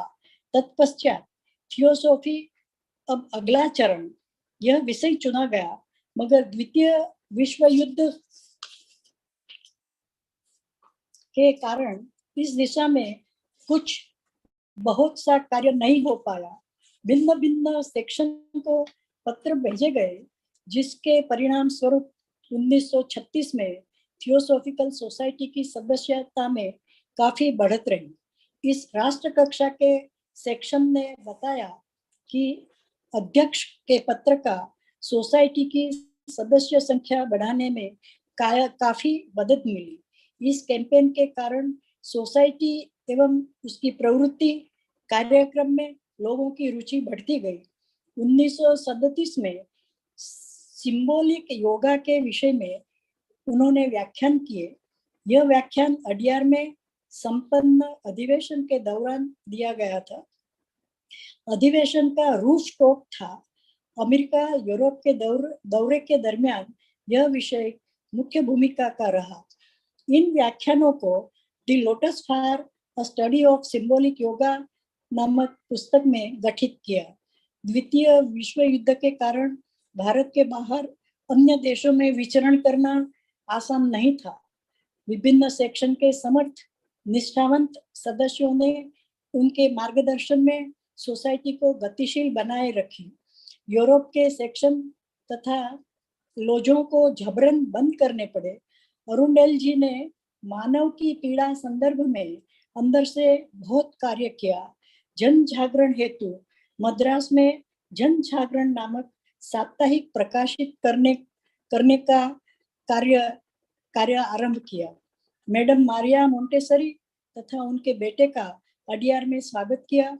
उनका रहने का बंदोबस्त अडियार में किया। वह भारत से इटली वापस जाना चाहती थी, मगर विश्व युद्ध की वजह से वह जा न सकी। यहाँ अडियार में मैडम मोंटेसरी ने भारत एवं निकटवर्ती देशों के शिक्षक अध्यापक गणों की बाल शिक्षा संदर्भ में तालीम दी। 1940 में शांति एवं नवसर्जन विभाग बनाया ताकि विश्व युद्ध की समाप्ति के बाद इस दिशा में तुरंत कार्यारंभ हो सके। प्रतिवर्ष इस बात पर बल देते रहे कि थियोसॉफी के सदस्य थियोसॉफी के अंतिम तथ्यों आधारित सत्य का प्रचार कार्य करें। रुक्मणी देवी की कला संबंधार्थ उन्होंने व्यापक रूप से भारत के शैक्षणिक संस्थानों का प्रवास किया था। भारत भ्रमण दौरान पश्चिम की दुनिया में ब्रिटेन का स्थान तथा स्थिति तथा उसमें भारतीय व्यक्ति की स्थिति के बारे में बताते रहते थे। 1941 में अरुंडेल जी विद्या कलानिधि की मानद पदवी से सम्मानित हुए। यह सम्मान बनारस की भारत धर्म महामंडल ने दिया था। विद्या काल निधि का मतलब है कला एवं प्रज्ञा का संग्रहालय। यह सम्मान अरुंडेल जी की उच्चतम योग्यता तथा उनकी सिद्धियों के संदर्भ में दिया गया था। इनके दो प्रमुख विषय रहे थे, जैसे कि भारत की एकता तथा भारतीय जन की भव्य मनोविकास यात्रा। मैडम ब्लेवेट्स्की की थियोसॉफी के संदर्भ में स्पष्ट मान्यता थी कि थियोसॉफी ऐसी चीज है जिसमें केवल विचार नहीं परंतु कार्य करना है। उसमें न तो अभ्यास नहीं तो अनुभूति की अहमियत है। मात्र कार्य क्रियान्वितता की मुख्य क्रियान्वितता ही मायने रखती है। वे युवा के विकास में दिलचस्पी रखते थे। 1935 में विश्व युवा थियोसॉफिस्ट संघ की रचना की, जिसकी अध्यक्षा रुक्ष्मणा देवी रही। स्वयं पूर्व मानद अध्यक्ष बने रहे। डॉक्टर बेसेंट की स्मृति में 1934 में अडियार में बेसेंट मेमोरियल स्कूल की स्थापना की। डॉक्टर रविंद्रनाथ टैगोर के सहयोग से अडियार में राष्ट्रीय विश्वविद्यालय की स्थापना की। यह कार्य थियोसॉफिकल सोसाइटी के अंतर्गत किया। यहाँ कुलाधिपति डॉक्टर रविंद्रनाथ रहे तथा अध्यापक तालीम केंद्र के आचार्य अरुंडेल रहे। यहाँ अध्यापन कार्य क्षेत्र की महत्ता दर्शाते तालीमार्थी अध्यापकों को प्रेरणा देते रहे। 1926 में इंदौर राज्य के शिक्षा मंत्री भी बने। वास्तव में भारत में शिक्षाविदों की श्रृंखला में एक अप्रतिम अनूठा स्थान बनाया। उनके कार्यों के संज्ञान लेने हेतु उन्हें नेशनल विश्वविद्यालय द्वारा डॉक्टर ऑफ लिटरेचर की मानद उपाधि प्रदान की गई। यह चाहते थे कि बच्चों की शिक्षा प्रक्रिया पर थियोसॉफिकल विचार का प्रभुत्व बना रहे। इस हेतु उन्होंने जीवन जीने के लिए शिक्षा नहीं की रोजी रोटी यह सूत्र दिया। शिक्षा क्षेत्र के बारे में उनकी मान्यता थी कि शिक्षा प्रदान करना सेवाकीय कार्य है। द्वितीय विश्व युद्ध के मनोअवशोषों के साथ 1945 12 अगस्त को उन्होंने पार्थिव देह त्याग दिया। अरुंडेल की सूत्रात्मक पहचान उनके द्वारा दिए गए सूत्र हम मृत्यु एवं जीवन जैसी विरोधाभासी भिन्नता के साथ भी एक सूत्र में बंध रहे। 12 अगस्त को टैगोर जी भावनात्मक रूप से मगर अलग ढंग से जुड़ चुके थे। अरुंडेल पुनः पुनः उनके लेखों के द्वारा वक्तव्यों के द्वारा जताते रहे थे कि वैचारिक भिन्नता ही थियोसॉफिकल सोसाइटी के कार्य की गुणवत्ता बढ़ाता है।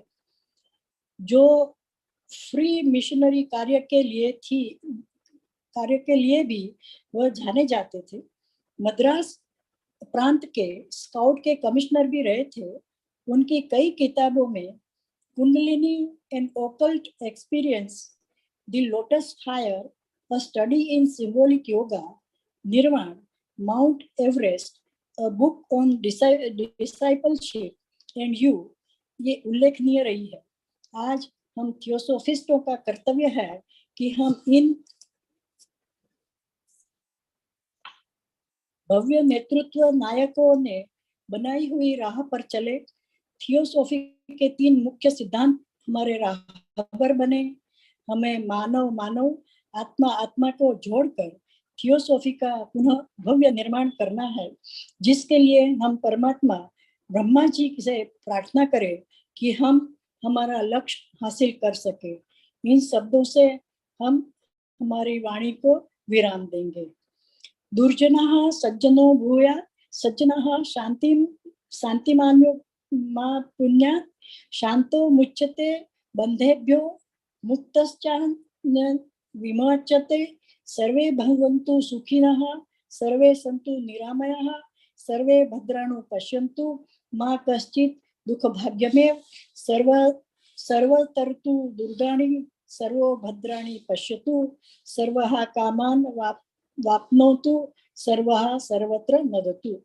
शुक्रिया। बहुत बहुत धन्यवाद सिंह जी। और मैं अब तीनों ही स्पीकर्स को आमंत्रित कर रहा हूँ मंच पर कि उन्हें और कुछ भी अगर इसमें जोड़ना हो या तो जोड़ सकते हैं। मीनाक्षी जी, आपका वीडियो ऑन कर दीजिए प्लीज। और प्रश्न पूछने में शायद मैंने कुछ अर्चना जी का एक चैट देखा था, तो श्रेयांशी जी मैं चाहूंगा कि आप उसे उत्तर दें, तब तक कोई और अन्य प्रश्न चाहे तो पूछिए। So ma'am, the quotation is from Studies in Occultism by Madame Blavatsky. It is, "No man can swim unless he enters deep waters." And the second quotation regarding the same thing is by Madame Blavatsky herself. "Do not be afraid of your difficulties. Do not wish you could be in other circumstances than you are. For when you have made the best of an adversity, it becomes the stepping stone to a splendid opportunity." Thank you so much, Shreyashi. Thank you, ma'am. Well words spoken so well. Thank you so much. Thank you, ma'am. Shreyanshi ji, आपने बहुत ही बढ़िया उस चीज का विवरण जो दिया है, दोनों ही पार्ट 1 और पार्ट 2 का, वो इतना सुंदर था। लिखावट और उसकी जो फ्लो है वो बहुत ही अद्भुत था। अनुसुया बहन जी, आपने पहली बार शायद 2 पार्ट में विषयों को हिंदी में ट्रांसलेट भी किया और कहा, हालांकि आप गुजराती की बहुत अच्छी वक्ता हैं, इसलिए आपके लिए मैं बहुत ही आभारी हूँ और साथ में बहुत बधाई देता हूँ कि आपने जो भाषा आपकी न है उस होते हुए भी इतना बढ़िया अनुवाद किया। मंजूषा जी, आप तो हिंदी और मराठी दोनों में ही अच्छी अभ्यस्त हैं और बार बार त्रिवेणी पर आए, यही मैं प्रार्थना करता हूँ। दिनाकरण जी, आप अगर अपना वीडियो ऑन करें तो पुस्तकों के बारे में कह सकते हैं। और चंद्रकांत शिंदे जी, आप भी हैं, कुछ कहना चाहते हो और अन्य कोई भी कुछ कहना चाहते हो तो कह सकते हैं। आज का दिन हम एक्चुअली बना रहे थे 12 अगस्त के पहले ही, क्योंकि हम चाहते थे कि ये विषय जब श्रेयांशी जी से डिस्कस किया तो बहुत ही मजा आया कि जिंदगी या जीवन का एक दिन और मृत्यु का एक दिन कितना ही अजीब और कितनी बढ़िया रिश्ता है कि दोनों ही एक दूसरे के बिना अधूरे हैं, लेकिन दोनों ही अनिवार्य हैं। तो ये बहुत ही खूबसूरत रहा और वाकई में बहुत मजा आया। कोई और कुछ कहना चाहता है? दिनाकरण जी, आप कुछ पुस्तकों के बारे में कहना चाहते थे, खासकर इन दोनों लेखकों की, तो प्लीज कहिए। Good evening. Can you hear me? Yes, we can see you and hear you very clearly. Okay, thank you. I'm very happy to listen all these talks by our young speakers. So very few people know that G.S. Arundale is a great author, and his famous books are Lotus Fire, Mount Everest, and Kundalini, A Mystic Experience, You, etc., etc. So these books are available with us. Those who want to have a copy of them, please contact me. And also Blavatsky's Magnum Opus Key to Theos, it's wonderful, not Magnum Opus, very popular book is Key to Theosophy, which even inspired Mahatma Gandhi. So I would like to congratulate all the speakers and the translators for their good translation, especially I could follow only English and Hindi. I am not able to comment on Gujarati. So thank you very much for giving me an opportunity to talk to you. Thank you. Karan ji, opportunity की बात ही नहीं है। आप पुस्तकों के बारे में इतने उत्साही रहते हैं और सबको भेजते हैं, मदद करते हैं, तो आपका उल्लेख तो बनता ही है। और आपके पास एक पूरा जो भी किताबें यहाँ मैंने डिस्प्ले की हुई है निर्वाणा और बारे में और थियोसॉफी, सारी किताबें दिनाकरण जी के पास अवेलेबल हैं। तो किसी को भी मंगाना हो आप मुझे भी कांटेक्ट कर सकते हैं। मैं भी कोशिश करूंगा कि मैं एक सूत्र बनूं। यस शिंदे साहब, आप और उसके पहले उदय कुमार जी, आपने हाथ ऊंचा किया था, तो आप कहें।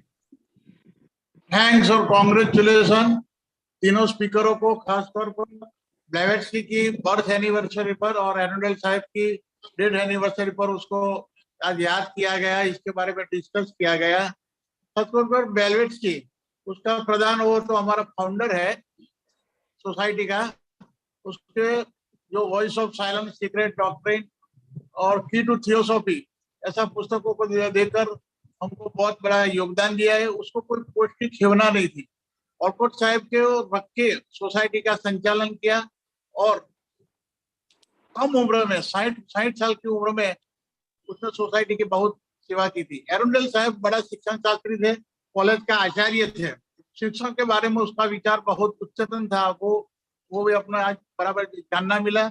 और रुक्मिणी देवी अरुंडेल जो बड़ी नृत्यकार और बड़े थियोसॉफिस्ट थी, उसका नाम एक बार जनता पार्टी के कारोबारी में इंडियन प्रेसिडेंट के रूप में रखा गया था, लेकिन फिर डिस्कस के बाद दूसरा नाम सिलेक्ट किया गया। लेकिन वो इतनी ऊंचाई तक रुक्मिणी देवी अरुंडेल का वो नाम था। तो ये सब हमारे लिए, हमारे थियोसॉफिक सोसाइटी का फाउंडर और पायनियर मेंबरों को आज याद करके बहुत प्रसन्नता हुई।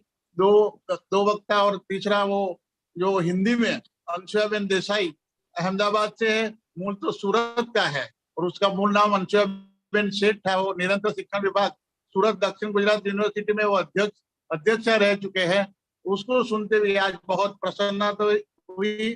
तीनों वक्ताओं को खूब खूब आभार जी। धन्यवाद उदय कुमार जी। शिंदे साहब और फिर in one word I can say all the three speakers, Shreyashi Oza, Manjusha Wankhede, and Ansuya ji Bain. All these three speakers are best orators actually. What they want to convey, they convey directly, which penetrates in our deeper consciousness. I heard, very carefully listened all the lectures, and I am happy that I could understand the Anusaya Ben's Hindi also. So I understand mainly Marathi, and Shreyashi Oza's English is wonderful. Very nice she gave, and the whole material was inspiring. What to tell? To tell about the H.P.BLAVATSKY, Arundale, both of them, they are very closely related actually, you know. H.P.B's accepted son is Arundale. H.P.B's accepted disciple is Annie Besant. And H.P.B's co-brother is H.S. Alcott. Wow. And all these are H.S. Alcott, born on 2nd August H.P.B. born on 12th August. And as Shreyaji said, death and birth are same. And Arundale passed away on 12th August. Something is related in the what we see beyond the time. And what I say, why these souls are brought together by H.P.BLAVATSKY. Of course, it is a divine plan. When Arundale was born, and as they explained, her mother passed away. He was helpless, orphan in that sense. And that time HPB wrote a letter to Arundale, and which was Arundale read it afterwards when he started reading actually. So before that, she has written a letter to Arundale when he was a child, and she accepted him as his own son. This is the relation between soul to soul relationship, we can say. In the same manner, she accepted Annie Besant, and all these three, including H.S. Alcott, what they did, the important thing is, with the help of Annie Besant, C.W. Leadbeater, Arundale,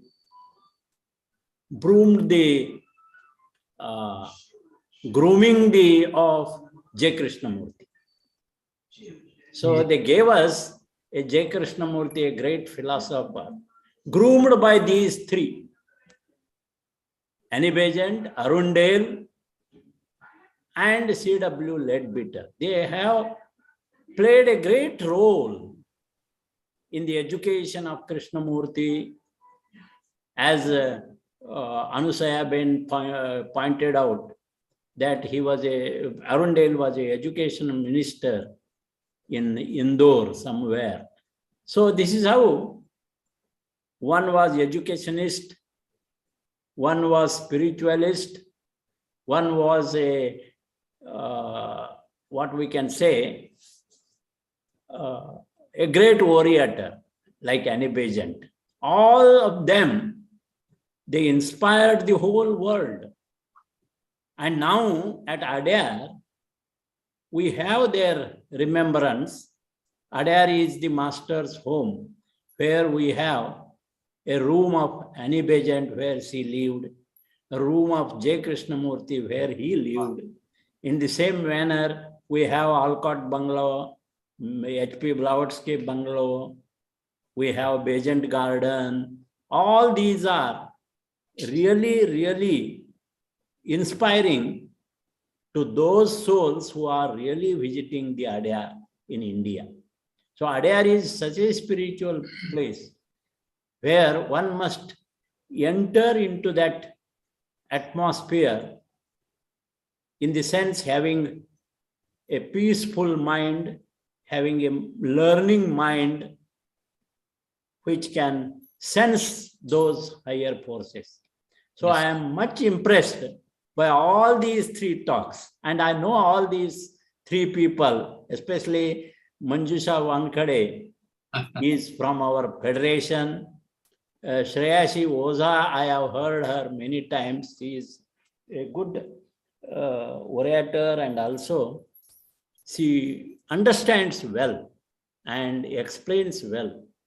And Anusaya Ben, as you said, she is the well learned, and she gave nice lectures. I must thank TARAL MUNSHI ji for arranging such lectures on this especially remarkable day, 12th August.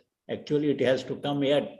But there is doubt yet about the birth of the H.P.BLAVATSKY, whether it is 31st July or what. But 12th August is now accepted date for us according to Indian calendar. Yes, sir. So I must thank to all these people once again for inspiring me also to listen once again about HPB and Arundale. Really thankful. धन्यवाद चंद्रकांत शिंदे जी। और Thank you, sir. आपने जैसे कहा कि ये आत्माएं रहती हैं या सोल्स रहते हैं, तो ये जीवन का एक दिन और मृत्यु का एक दिन, इस पर अगली तारीख यानी 16 तारीख को भी एक बहुत सहयोग बन रहा है कि श्री अरविंदो का जन्म 15 अगस्त को हुआ था 1872 में, और रामकृष्ण परमहंस की मृत्यु हुई थी 1886 में 16 अगस्त। और 16 अगस्त को ही हमारा अगला त्रिवेणी प्रोग्राम है। और बहुत ही प्रतिभाशाली रंजन बहन, जिन्होंने इन दोनों के बारे में काफी अध्ययन किया है, वे हमें इन दोनों आत्माओं से मिलाएंगे। व्यक्तियों से तो उनके नाम है, लेकिन आत्माओं से मिलाएंगे। तो अगले मंगलवार को भी आप बिल्कुल रहिएगा। और यही Yes, we are waiting then. Thank you. और कोई हर्षवर्धन भाई शॉर्ट में आप कुछ कहना चाहते हो, या रंजन बहन? नहीं तो फिर हम पूजा। बस कहना तो बहुत कुछ होता है, लेकिन वक्त की पाबंदी भी जरूरी है। जी जी जी बिल्कुल। खासतौर से श्रेयसी को और इतना धन्यवाद देता हूं कि उसने लाइव स्टोरी बहुत अच्छी तरह से, ऐसे you spoke very patiently, describing everything, all the points, and that was very remarkable speech in that way. Yes, Thank you, sir. Thank you. Yes, discussion of both the leaders. You spoke so well. Okay. ये क्या चीज है मंजूषा, ये तो मैं पूरा समझ गया शिंदे जी। आपको भी मैं बता दूं कि ये मंजूषा जो मराठी बोल रही थी, तो मुझे तो सब कुछ समझ में आ जाता था कि ये मराठी इतना तो मुश्किल नहीं है। ध्यान से सुनते हैं तो पूरे गुजराती साथ साथ चलता है, मतलब कि कुछ शब्द यहाँ वहाँ हो सकते हैं, लेकिन मराठी एक बार इंग्लिश में सुनने के बाद मराठी में जो सुनने की बारी आई, तो it was very comprehensive and बड़ा मजा आया रियली। तो वानखेड़े मंजूषा, आपको मैं धन्यवाद देता हूँ। और अंसुया बहन, आपको तो मैं इतना, आपको हिंदी में सुनकर तो इतना अच्छा लगा कि हमारी जो राष्ट्रभाषा है उसका एक गुजराती होने के नाते जो एक मान देते हैं और एक उम्दा वक्तव्य अगर रजू करते हैं या हम प्रयास करते हैं बोलने का, क्योंकि कभी कभी गुजराती लोग हिंदी ऐसा बोलते हैं कि जो सुनने में थोड़ा सा अटपटा लगता है कि भाई ये गुजराती है जो हिंदी ऐसा बोलते हैं। लेकिन आपकी हिंदी इतनी शुद्ध रही और बहुत बढ़िया तरीके से आपने पूरे सब्जेक्ट को, जो टाइम लिमिट है उसमें आपने उसको यहाँ पर प्रस्तुत किया, तो ये भी आपको मैं धन्यवाद देता हूँ। और गुजराती के अलावा आप हिंदी में भी अच्छा बोल सकती है, ये भी याद तय हो गया। और इंग्लिश में तो आप बोलती है, वो मुझे पता है। तो आप अपने आप में अनुसया बहन जी, यस, अनुसया बहन जी को खास और खास तरल जी, मैं ये बात बता दूं कि हमारे जो प्रिंसिपल जयेश भाई देसाई, जिनका हम पर एक वो वडील भी थे, मेरे दोस्त भी थे, एक फादरली फिगर भी थे, इतना सारा उनके साथ मेरा एक अनुबंध रहा है कि that I can not explain, कि उसको आई कैन फील दैट। और दूसरी बात ये है कि आज अगस्त महीने को लेकर what is the significance of that particular date when our leaders were either born or they died. So in the same way, the person that is the Gujarati person whom we respect with all our honor, and that is Shri Rohit Bhai Mehta.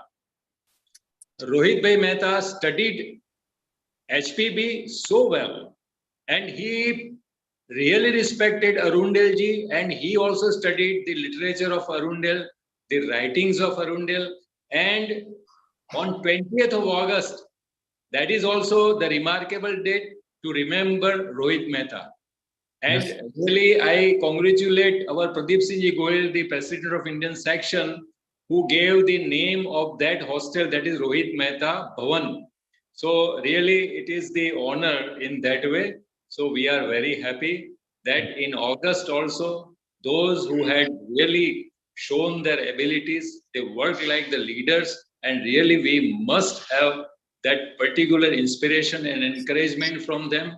So that is the month of August. So in this way, with my words, really I appreciate this today's program, and by the time I must congratulate Taralji also, Achanaji also, because they are striving hard to have a kind of particular connection with the dates and months and the subject. So really, it will continue like that. Thank you very much. Thank you, Ashwadan ji. And Atul bhai, I'll just request you to go for the ending prayers. Ranjan man, you can continue with the prayers, please. Hello.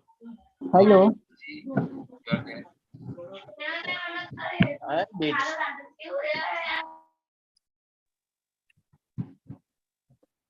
Hello.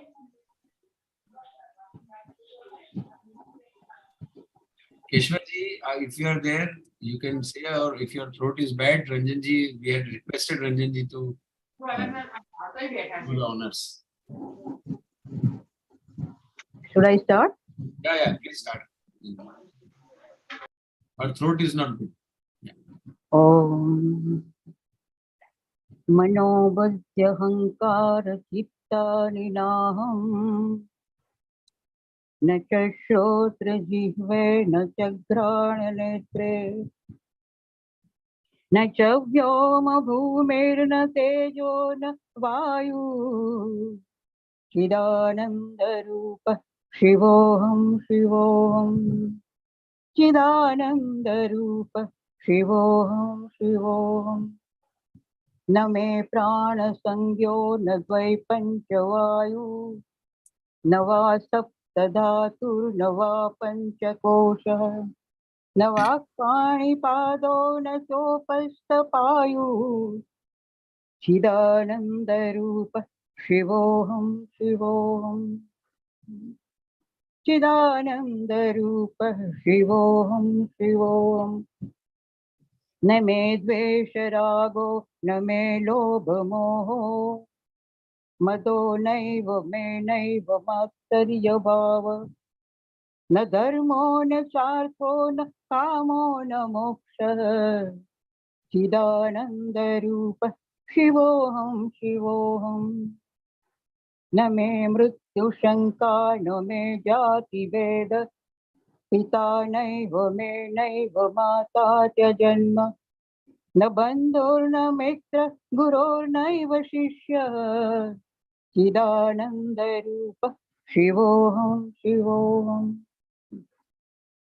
न मे मृत्युशङ्का न मे जातिभेद पिता नैव मे नैव माता च जन्म अहं निर्विकल्पो निराकार रूपो विभुं व्याप्य सर्वत्र सर्वेन्द्रियाणां सदा मे समत्वं न मुक्तिर्न बन्धः चिदानन्दरूपः शिवोऽहं शिवोऽहं चिदानन्दरूपः शिवोऽहं शिवोऽहं चिदानन्दरूपः शिवोऽहं शिवोऽहं नान्तः प्रज्ञं न बहिष्प्रज्ञं नो भयतः प्रज्ञं न प्रज्ञानगणं नाप्रज्ञम् अदृष्टम् अव्यवहार्यम् अव्याख्यातं प्रपञ्चोपशमम् शिवं शान्तम् अद्वैतं चतुर्थं मन्यन्ते सात्मा सविघ्नेयः शान्ति शान्ति शान्ति